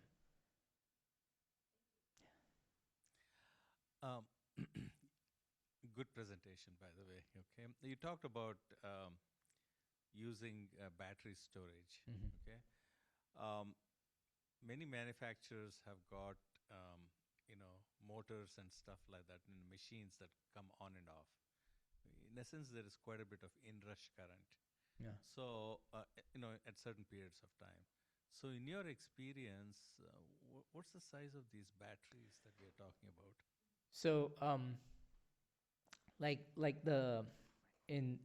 for example, the only 21 times the manufacturers successfully adopt the energy storage recommendations, they are small batteries.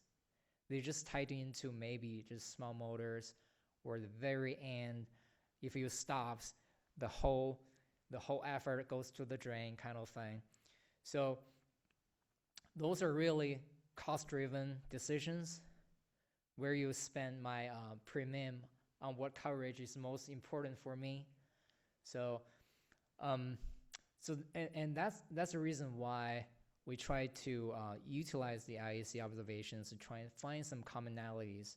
Okay, if you are in the subsectors, 80% of other people doing this, and you are not doing, so we're trying to spot those opportunities and trying to boost its energy resiliency across like different sectors, and also the manufacturers as many as possible. Any other questions? So to answer Kim's question, one example is last winter in Texas, there was a major blackout, and one of the co-supply chain management, I don't want to name the company, just within 2 weeks, the electricity bill went up to more than $1 million. And that really is an alarm to wake up people to think about, how do you plan for this extreme weather condition? This is what we are going to expect. Even though we can really clamp down to 1.5 degree increase, but this extreme weather condition is so unpredictable. And so when we have that opportunity to work with the stakeholders, even though we are improving the energy efficiency to reduce the base load, which can allow them to last longer before getting disrupted. At the same time, it's like in California, we have an earthquake plant. We know where to hide, right? So I think that is the way people and machine need to work together in some way to make the system more resilient, right? So I think we have to face it, right? That is coming, and by bringing all the solution, before we reach that day, resiliency is a question to all of us, right? Thank you. Yeah, thank you. So next speaker is Seidel from Fullerton College. So this is really, I think, outside the box, using emerging technology to look at some of the issues for the infrastructures. So, first off, I'll see how this works over here, because I'm more of a walk around the stage TED Talk kind of person. So I'll try to stay planted over here. But Can I interrupt? sure. Originally, we asked him to bring his professional drone and to do a live demo outside, but UCI is so close to Jiangwei Airport, so it's on the airway, so we could not get the permissions. Right. I was just going to jump in on that. Yeah, it's not impossible to fly a drone here. It just takes a lot more nuance / convincing / massaging of the air traffic controller at the tower at John Wayne to do. Oh, sorry, shut off. After a while, it just goes to sleep. So, but the FAA doesn't regulate inside a building, so it's okay. We're fair game to fly inside a building. So just to give you this idea, I mean, I'm not going to really fly around the room or anything like that because, you know, legalities and stuff of flying over people. But just to give you an idea, right? So, you know, the idea, pivoting, right? The camera can tilt, right? I believe my gimbal's working, yep. And then we can shoot video or a photo. There we go. So if I'll need to scoot back a little bit and I'll get everybody in the little picture. A little what they call a droney instead of a selfie. There it is. Cool. All right, so yeah, just to give an idea, I mean, it's very mobile, very easy, it holds hover, these kind of things. So, like I said, I wanted to show this to you because many of you have different either knowledge or experience with drones. Maybe you work with a company that utilizes drones, maybe you've flown and worked with drones. Maybe your only interaction with drones is when you see them for sale, when you pass by them at Costco, right? So it varies, right? And so that's what I just wanted to kind of give everybody that experience. Since we can't demo outside, here's how we can kind of show it inside. So it's pretty responsive. I mean, it really is just just a robot. It can go over this way.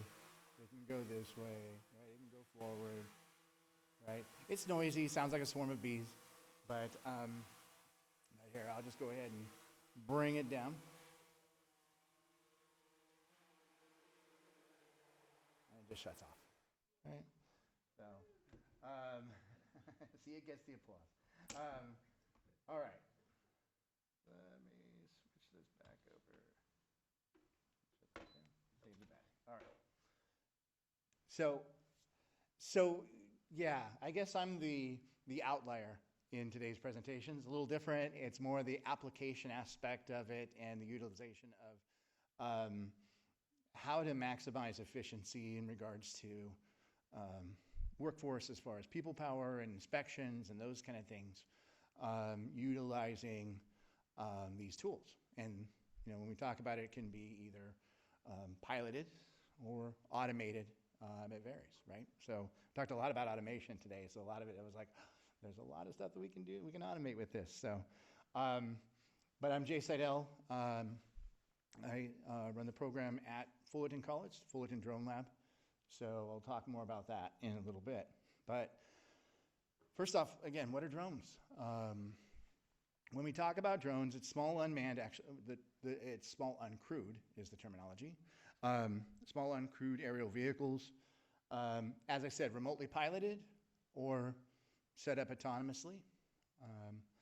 Consumer drones are mostly 0.55 to 55 pounds, right? If it's anything over 55 pounds, then it's a different kind of classification because now you're talking a larger drone.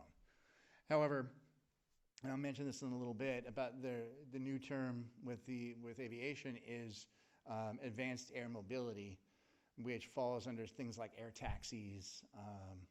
You can talk about cargo movement and stuff like that, as far as like unloading freight off of ships autonomously, you know, as far as instead of having those gas-powered cranes and stuff at the harbors, the idea of having multiple drones large enough to automate that system. That's kind of like the advanced air mobility that's moving towards that. So not there yet, but it's moving that way. But when we talk about the commercial drone industry, a lot of it is quadcopters, hexacopters, octocopters, the rotary kind, but also fixed-wing aircraft for long-range missions and long-range operations. And it's all regulated by the FAA. Anything that goes up in the air goes into the national airspace, and therefore it is the purview of the FAA. So just to give you guys an idea of that. Different types of industries that are utilizing drones. There are plenty that are utilizing drones. But in regards to, and we'll talk about this, in regards to energy and utilities and efficiencies, for example, medical transportation. medical transportation, something I thought of as the presenters have been going on. You know, something I thought of like, oh, wow, that's great. But now I thought about the actual efficiency. I thought more of a time efficiency, but now I was thinking more of the environmental gas efficiency. Instead of sending a organ transplant from one hospital to another hospital, instead of putting it in a vehicle, a gas-powered vehicle, and navigating through taxi, now you're taking that gas-powered vehicle out of the equation, and you're doing point-to-point with a drone. So more efficient, faster, environmentally sound, right? Package delivery is something that we haven't seen on the scale that we envision yet. It's going to happen next year. It'll start to happen next year. When that happens, you're going to see a lot more things in the air. But again, even package delivery, you think about what that does. Like right now, many of the shippers, many of the shipping companies have, they've been testing, they've been working with drones. Wing, which is one of the subsidiaries of Google, of Alphabet, it's their air unit, has been developing and testing package delivery in Australia for the last 3 to 4 years. So they and a lot of other countries have already been experimenting and been working in package delivery by drones. We're just now coming to feel comfortable with it and where we can change the regulations. So regulations are set to change next year. So probably by September of next year, you'll see more package delivery or more opportunities because the shipping companies are ready to go, right? And when that happens, again, it's taking those gas-powered vehicles out of the equation and now allowing for more expedited point-to-point kind of deliveries. Really more rural and suburban areas, not really in an urban kind of a situation because they can maximize deliveries within urban areas rather than outside. So like I said, that's coming. I know there's been little testings out here. I think El Pollo Loco in like Beaumont has did a little test thing about what delivery is like. So, but it all comes back to the FAA and loosening regulations right now. Once they lift that, then things will open up. Like I said, it's set to happen next year with the FAA reauthorization and then the implementation of the new laws. But there's just a wide range of areas. There's areas that, and many more, is that the areas I just keep hearing, like somebody comes up and thinks, oh, I've used a drone for this, or we're using drones for this. I didn't even think about that. So like I said, it's a very useful tool. All right, drone industry itself, this is just as far as numbers. It is referred to as an industry, right? Whether it is package delivery, public safety, infrastructure inspection, it's all the drone industry. And so it's looking to expand. It's looking to grow exponentially. The top industries that are using drones: energy, construction, agriculture, real stuff for precision agriculture. Think about it, they're just more efficient. They're tools that allow for greater efficiency, employee safety, because now an employee doesn't have to traverse like high heights and climb up ladders and put themselves at risk, and they save money. So a lot of commercial industries are looking to incorporate drones once they grasp it, once they see it's not a toy, right? Then when they don't see it as a toy, like, oh, I bought my son one of those, you know, I get that a lot, right? Oh yeah, drones, I got my son one of those. And it's like, yeah, that's cute, but he's probably going to lose it in a week. Because the other thing too, by the way, you know, if you ever want to buy a drone, my contact info is at the end. I'll tell you, I'll give you recommendations, because if I bought a drone for $60 and I lost it. Yeah, no kidding, you know. It's not the kind that you're going to keep around for a long time. I don't know, it just flew away. So, but So drones are equipped with various sensors. Some have sensors that are detachable and interchangeable. Some are just mounted depending on the size of the drone. So this is one of our smaller drones. We have the 3 that are out there. We were talking about thermal load as far as with CHP in earlier presentation. And it just made me think as far as thermal imaging, 3 cameras out there, the 3 drones out there all have 640 by 512 thermal sensors on it, thermal cameras to utilize for thermal imagery. And you can interchange between RGB cameras and thermal cameras, so you can see it in real time and capture the information and look at the thermal data as well. In addition to thermal, there's laser range finders. You can tell distance, right? LiDAR units. LiDAR is an area that we're really getting into, and LiDAR technology has gotten smaller. Used to be LiDARs have to be mounted on a helicopter, right? And helicopters are very, very expensive to operate. So they get small enough to where you can mount them onto a drone. So then you can do 3D scans, right? Imaging, data acquisition, come back and make a digital twin of your assets, right? Whether it's a building or power lines, whatever it is, you'll be able to have a real accurate account, a real-time image. So then you can look at it, say it's a building, you can now have a 3D digital image or digital twin of it, and you can then figure out what the best ways to maximize that, what my roof looks like. A lot of people don't even know what the roof looks like, right? So a lot of businesses. So you can maximize resources, you can maximize energy efficiencies, and with LiDAR, we're talking 2-3 centimeter accuracy, right?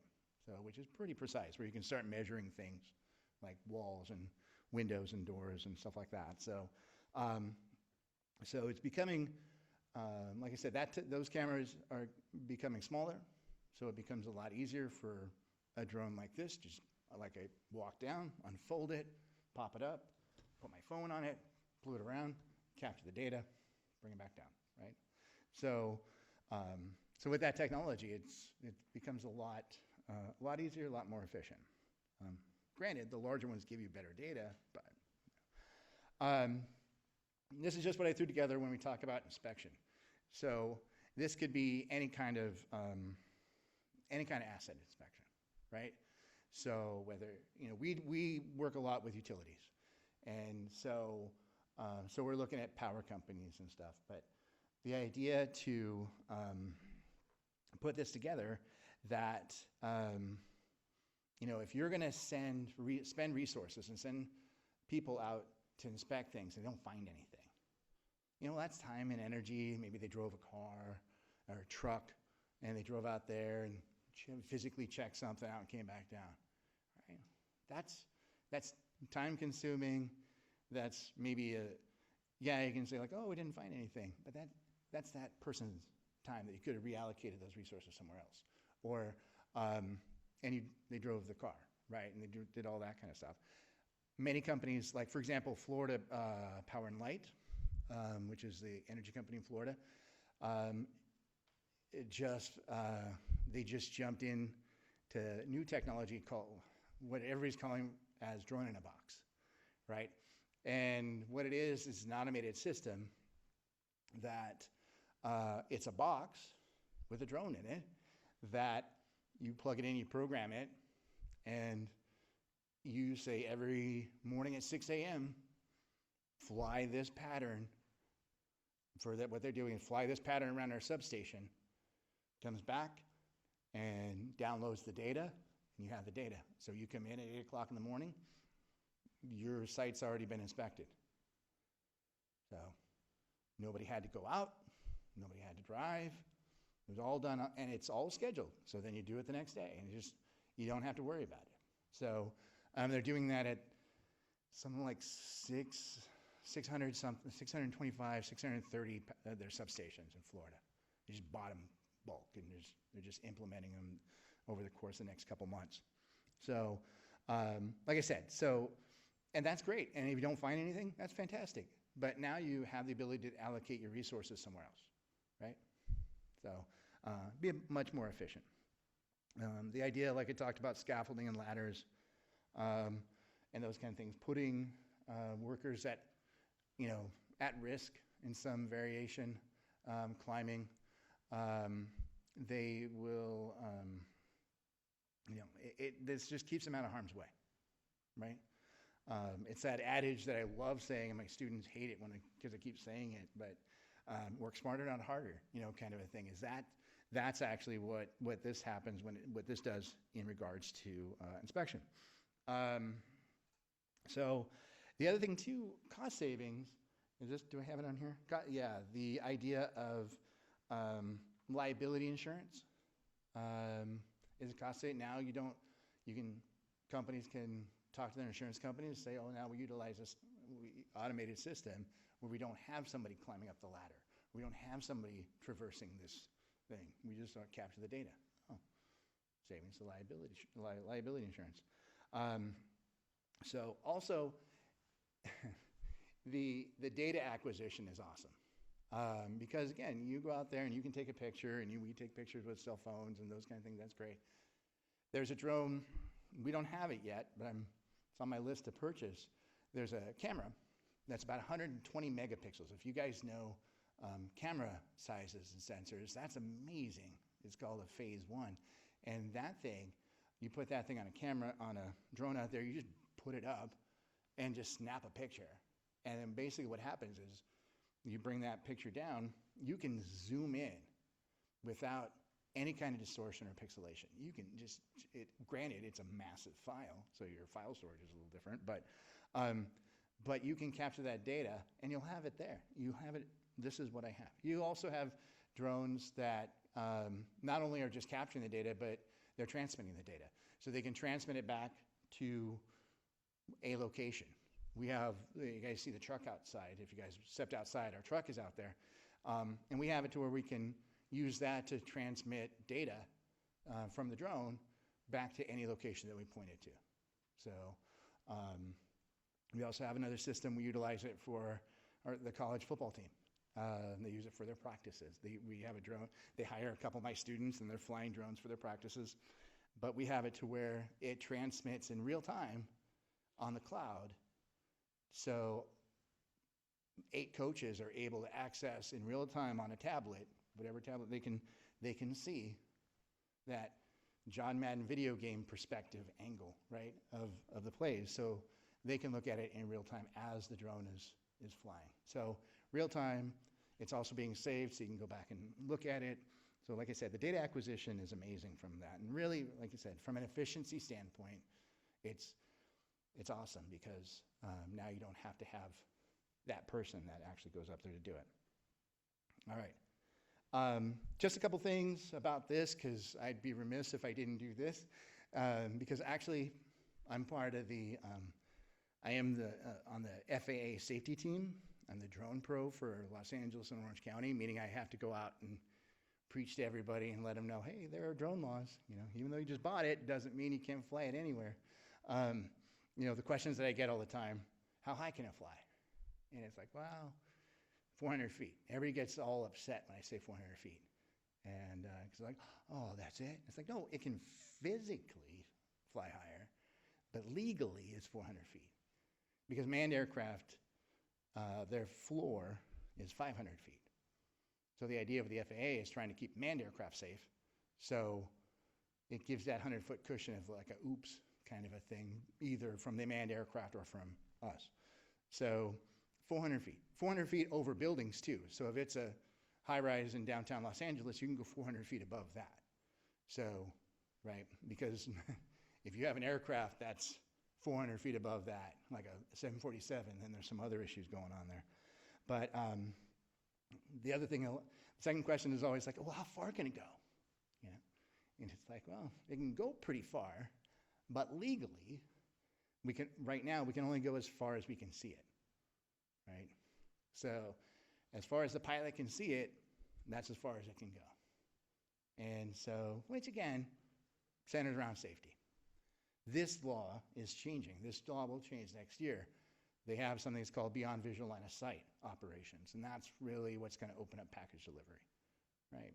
So, because you don't want a delivery person walking around with a drone that has to see it inside. That defeats the purpose, right? So, so once that changes, that, like I said, that's set to change. That's going to open things up. That's going to have more long-range inspections.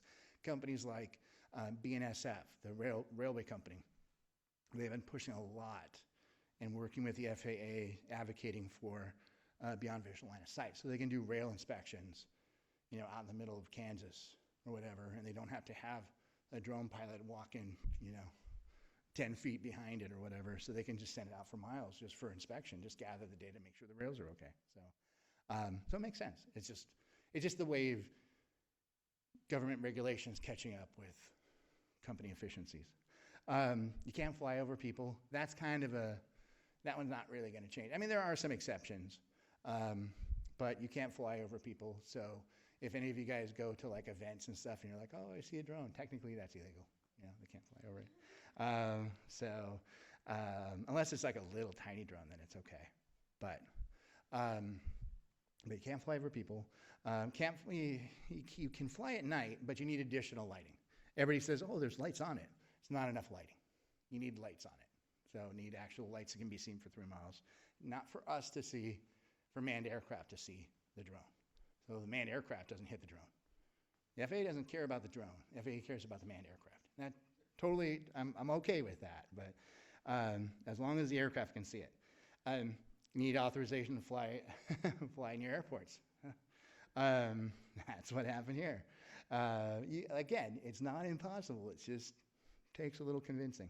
And then the biggest one too is that the licensing is an issue.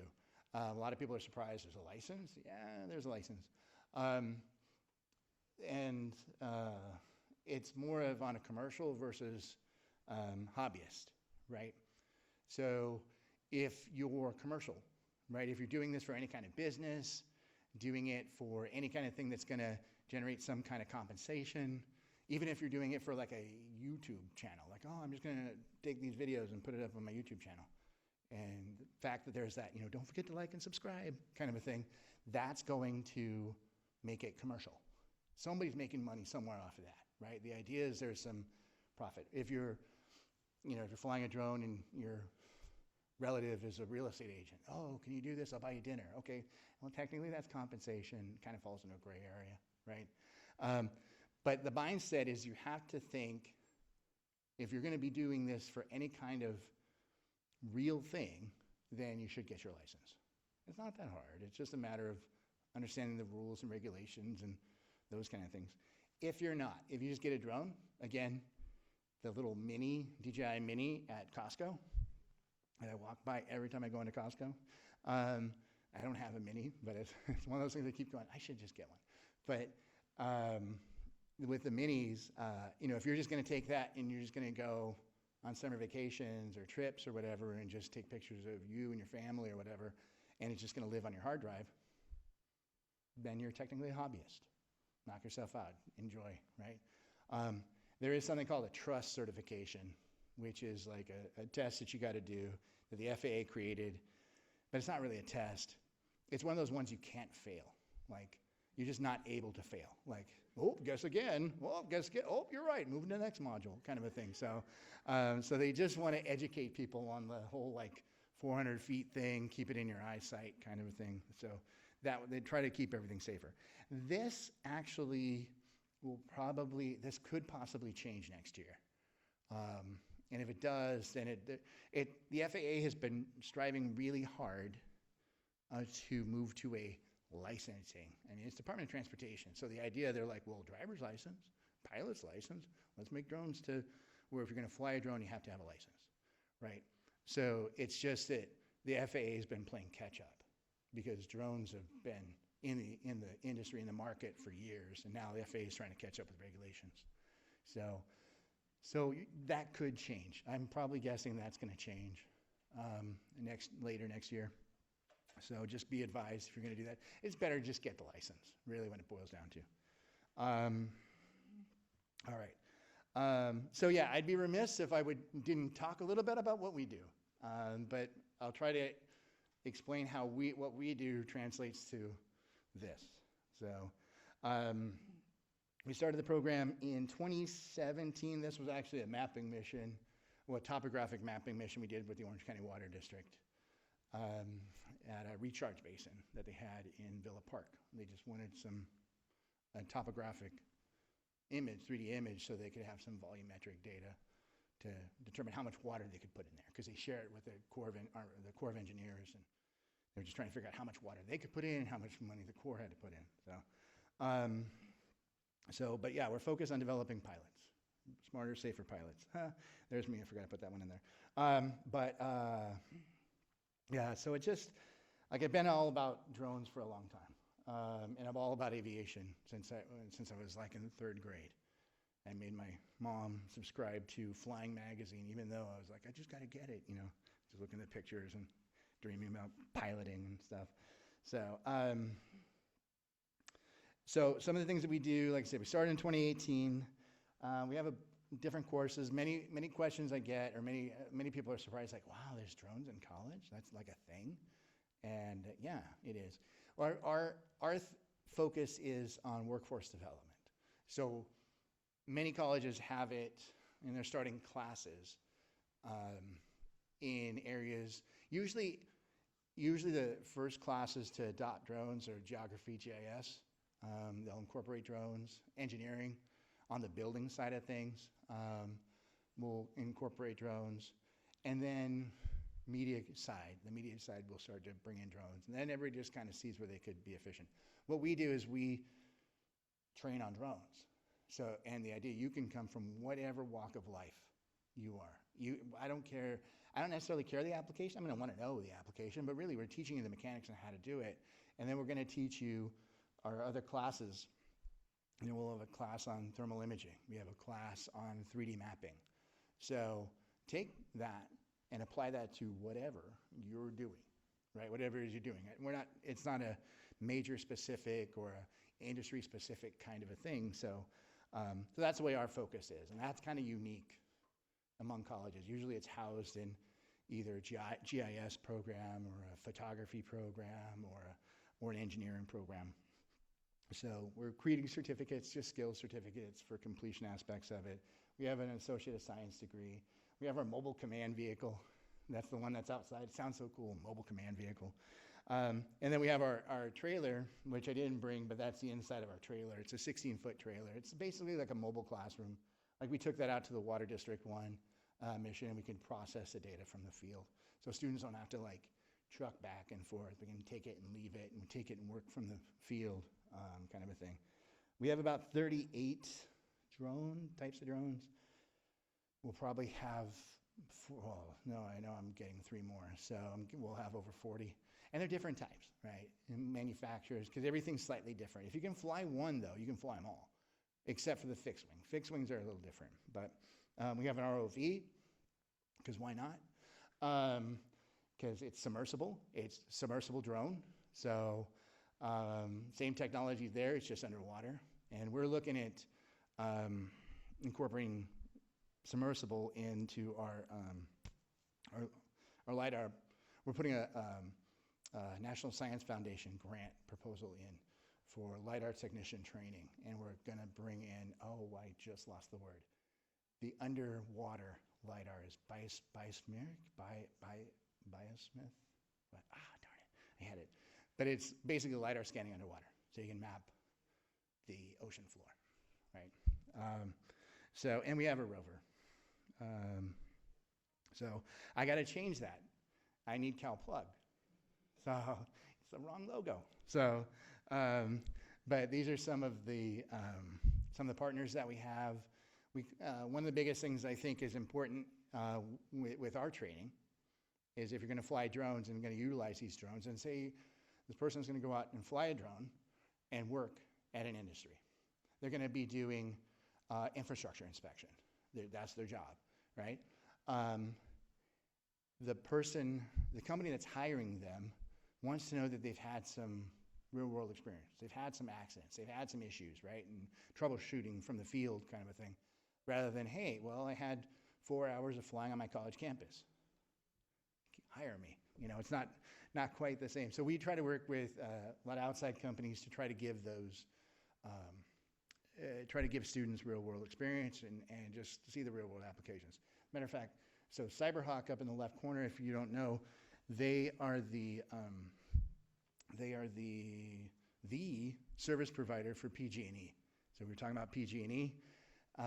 So PG&E, because of all the issues that PG&E has had in the past couple years with power lines, Cyberhawk is the company that they contract with to send drone pilots out to do the inspections of the lines. Also vegetation mitigation, as far as understanding where the vegetation is growing in certain areas, and right? So they send them out. You're in the middle of Reading, you know, and good luck. Take these pictures and we'll see you in a month, kind of a thing. Well, Cyberhawk said, hey, you got a great program. Why don't we take some interns? So we just started a program with them. They're taking 2 students. They want to take more, but they're going to take 2 students this summer. They're leaving June 1st to spend a month up in Northern California doing line inspection with some of the crews up there. So, which is kind of exciting. Southern California Edison, where PG&E has one company, SoCal Edison contracts with about 4 or 5 different drone companies to provide asset inspections. And so we're working actually with 2 of them on our, as partners for internships now, but we're actually developing a state certified apprenticeship program. So with the Department of Apprenticeship Safety Standards, apprenticeship standards. So they will actually do the training, get their OSHA certification, and then go and work in the field and work, you know, potentially for Southern California Edison in the field. Like I said, Orange County Water District, UC's research farm down in Irvine, down off of, in the Great Park area, if you guys are familiar with that. There's a UC research farm where all the grad students put all their agriculture research projects down there. And we can do our precision agriculture and stuff down there, our multispectral scanning and those kind of things. And then the Cal State Long Beach Shark Lab, that was actually one of our first collaborators.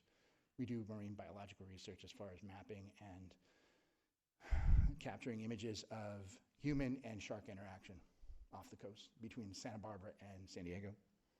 So pretty wide range of stuff. We've gone through a lot of different certifications in our program as far as ASTM. Somebody mentioned NIST. We fly to NIST standards as far as getting students for the UAS NIST standardization, right? The FAA has this collegiate program. A couple things in what we've done is we've done K-12 education. We have a couple pathways with high schools and junior high schools, all the way from grade 6. They're learning robotics and Lego robotics and stuff like that, and basic drone programming. Then they go into high schools and they come into us. We have that with 3 different school districts right now that feed into Fullerton College. And we're working with the County of Orange with their workforce development program, where we're training, we save space and train some of their at-risk youth on next generation job skills to make them more marketable. And like I said, we're finishing up the state certified apprenticeship program. When that is complete, that will be the first ever, first apprenticeship program. It's funny because I talk to people and they say, oh yeah, and then once they complete the certification, they become a journeyman status. And nobody knows what that is in the drone industry, right? So I have to explain, well, you know, this could change things. This could be what it is. And then we have scholarship programs. And like I said, we are moving into the LiDAR expansion. Here's some of the stuff that we're doing beyond visual line of sight with our long-range mapping, precision agriculture, the LiDAR multispectral analysis. And again, LiDAR, just like drone, what I'm finding out with LiDAR is a more of a universal kind of area. So it transcends different industries. Basically, if I want to see my property, see my assets, if I want to see it, if I want to create a digital twin or have some imagery, I want to have good data, I can run a LiDAR scan, and interior as well, right?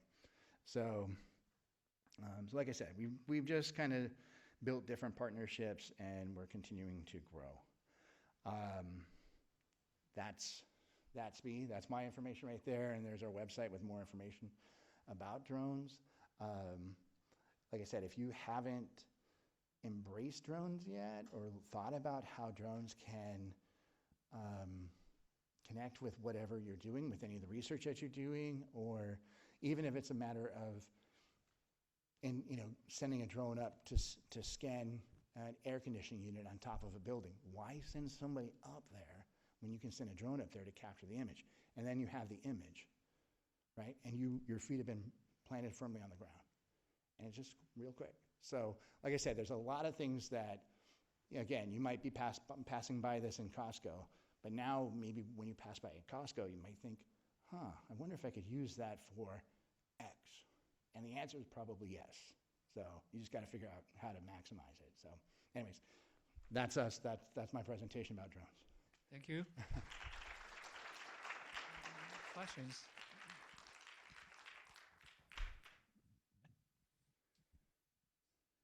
Thank you for the very interesting presentation. Now, one of the things that kind of piqued my interest was resiliency in the transmission network for power, right?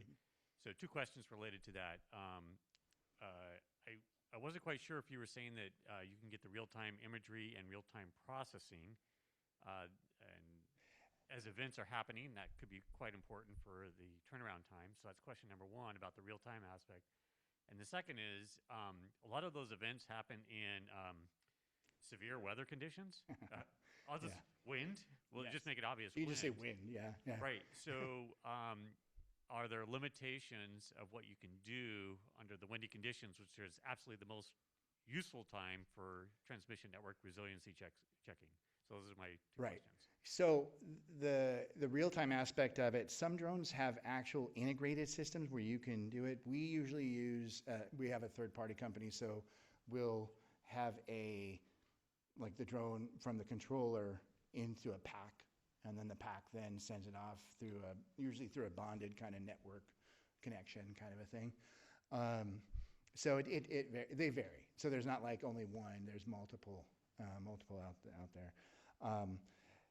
Weather, weather is kind of an issue. The larger the drone, the more it can handle wind. So some of the other ones that are out there can handle wind a little bit more maybe than this one. This one can handle wind pretty good, and it'll give you warnings like, hey, it's high wind.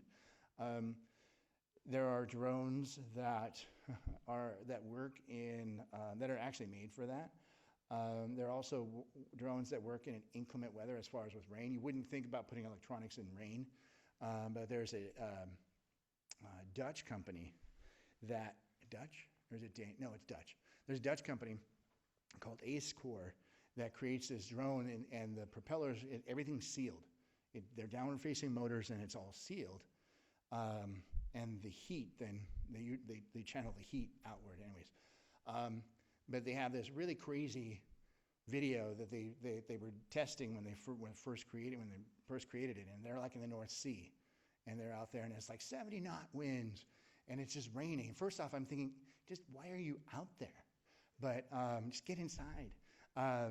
But he's out there saying yes, and you can see the drone. It's moving a little bit, but it's holding its own, and it's doing pretty good through geo-positioning, but also just trying to stabilize itself. So there are drones, to answer your question, there are drones, but the reason why I don't have an AceCore drone is because they're expensive. If you're going to run into a situation like that, then you're going to have to pay the price for something that's going to be more geared towards inclement weather and that kind of inspection. Right. Yeah, to answer Kiwin's question, actually UCI now in ECS, Electrical Engineering and Computer Science, we have an active research program to do real-time data transmission from drone to the stations. Yeah. So that is a very active research program. Hi, Jay. Thank you for your presentation. Very interesting, and congratulations on what you're doing with workforce development as well as safety messaging. Both are really important to the drone industry. As far as utilities, use of drones for linear infrastructure inspection, are most of them hiring third parties to do the work, or are they trying to create in-house capacity and their own pilots and technicians, or is it just a mix of both? So yes, the reason why I say that is because I hear both. They're trying to figure it out, to be honest. So I heard SCE, for example. PG&E, I think, is pretty much just Cyberhawk's your company, and they're just dumping money, and they're just saying, you do this, and that way we aren't culpable for anything that happens. It's you guys, right? Hey, you inspected it. But SCE actually last year, mid-part of last year, maybe about this time last year, they said, oh, we're going through a change. We're trying to change. We're trying to evolve. We're trying to evaluate things. And I talked to them again about a month ago, and they say, yeah, we're going through a change. I was like, how long does this change take place? They're trying to figure out what's most cost effective, and I hear different stories from them. I know from the drone service providers, like I said, they have 5 companies that they've contracted with, but a lot of them say, oh, well, SCE is changing the way they're doing things. And I heard that they were trying, and I heard from them too, from other people that are trying to make it more in-house. SCE contracted with this blew my mind. I think they still contract with them, with a helicopter company from Australia. Why? And they put them up like in Newport. And it's like, and they're going to fly missions to fly this company, because it's a great, effective company, because they're used to it. They're used to doing power line inspections with helicopters. But now you have helicopters, gas, you have pilots that now you have to lodge. You have, it's just, you have the liability and, aspect of it, because now it's more insurance when you can just have linesmen go out there with drones, right? I think there are also union issues with the linesman union that are like, well, we don't want to do that. So it's a long answer to your question, because it's a non-answer, because it's kind of like they're still evolving. But I think they're going to look. I think a lot of them are looking to bring it more in-house. Like I said, Florida Power and Light, all in-house. They have their own system. It's all their company doing it. So that could be a model that other ones go to. It's just we're moving a little slow out here.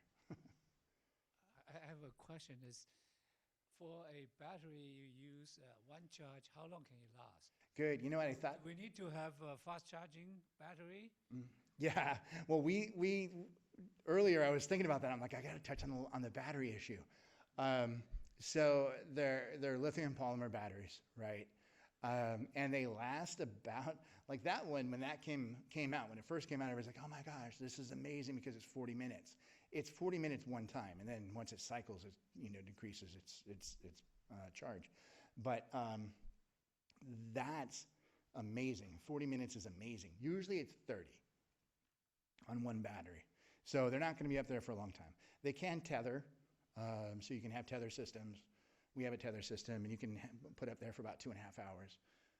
Fixed wing drones that do more long range operations they're not expending as much energy on their motors. They're utilizing air, so they can be up for 2 to 3 hours.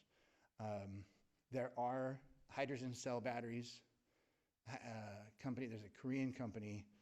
I was just at a conference last week, and they're making these hydrogen cell drones, and that are up for like 3 or 4 hours. It's great, right? But it's hydrogen, right? But you don't know if it's green hydrogen, right? But they're just they're massive drones. So for the most part, though, it's these LiPo batteries that last about a half an hour. I'm interested in the data. Am I correct when I say that the data is mostly photos It can be. It depends on the sensor. So, so on that drone, yes, photos and videos. But we have, you can get radiometric data from thermal imaging. We have multispectral sensors that hit the whole multispectral schism. A LiDAR unit, so you can get the LiDAR measurements. And that's pretty much what it is. It is a lot of visual imagery.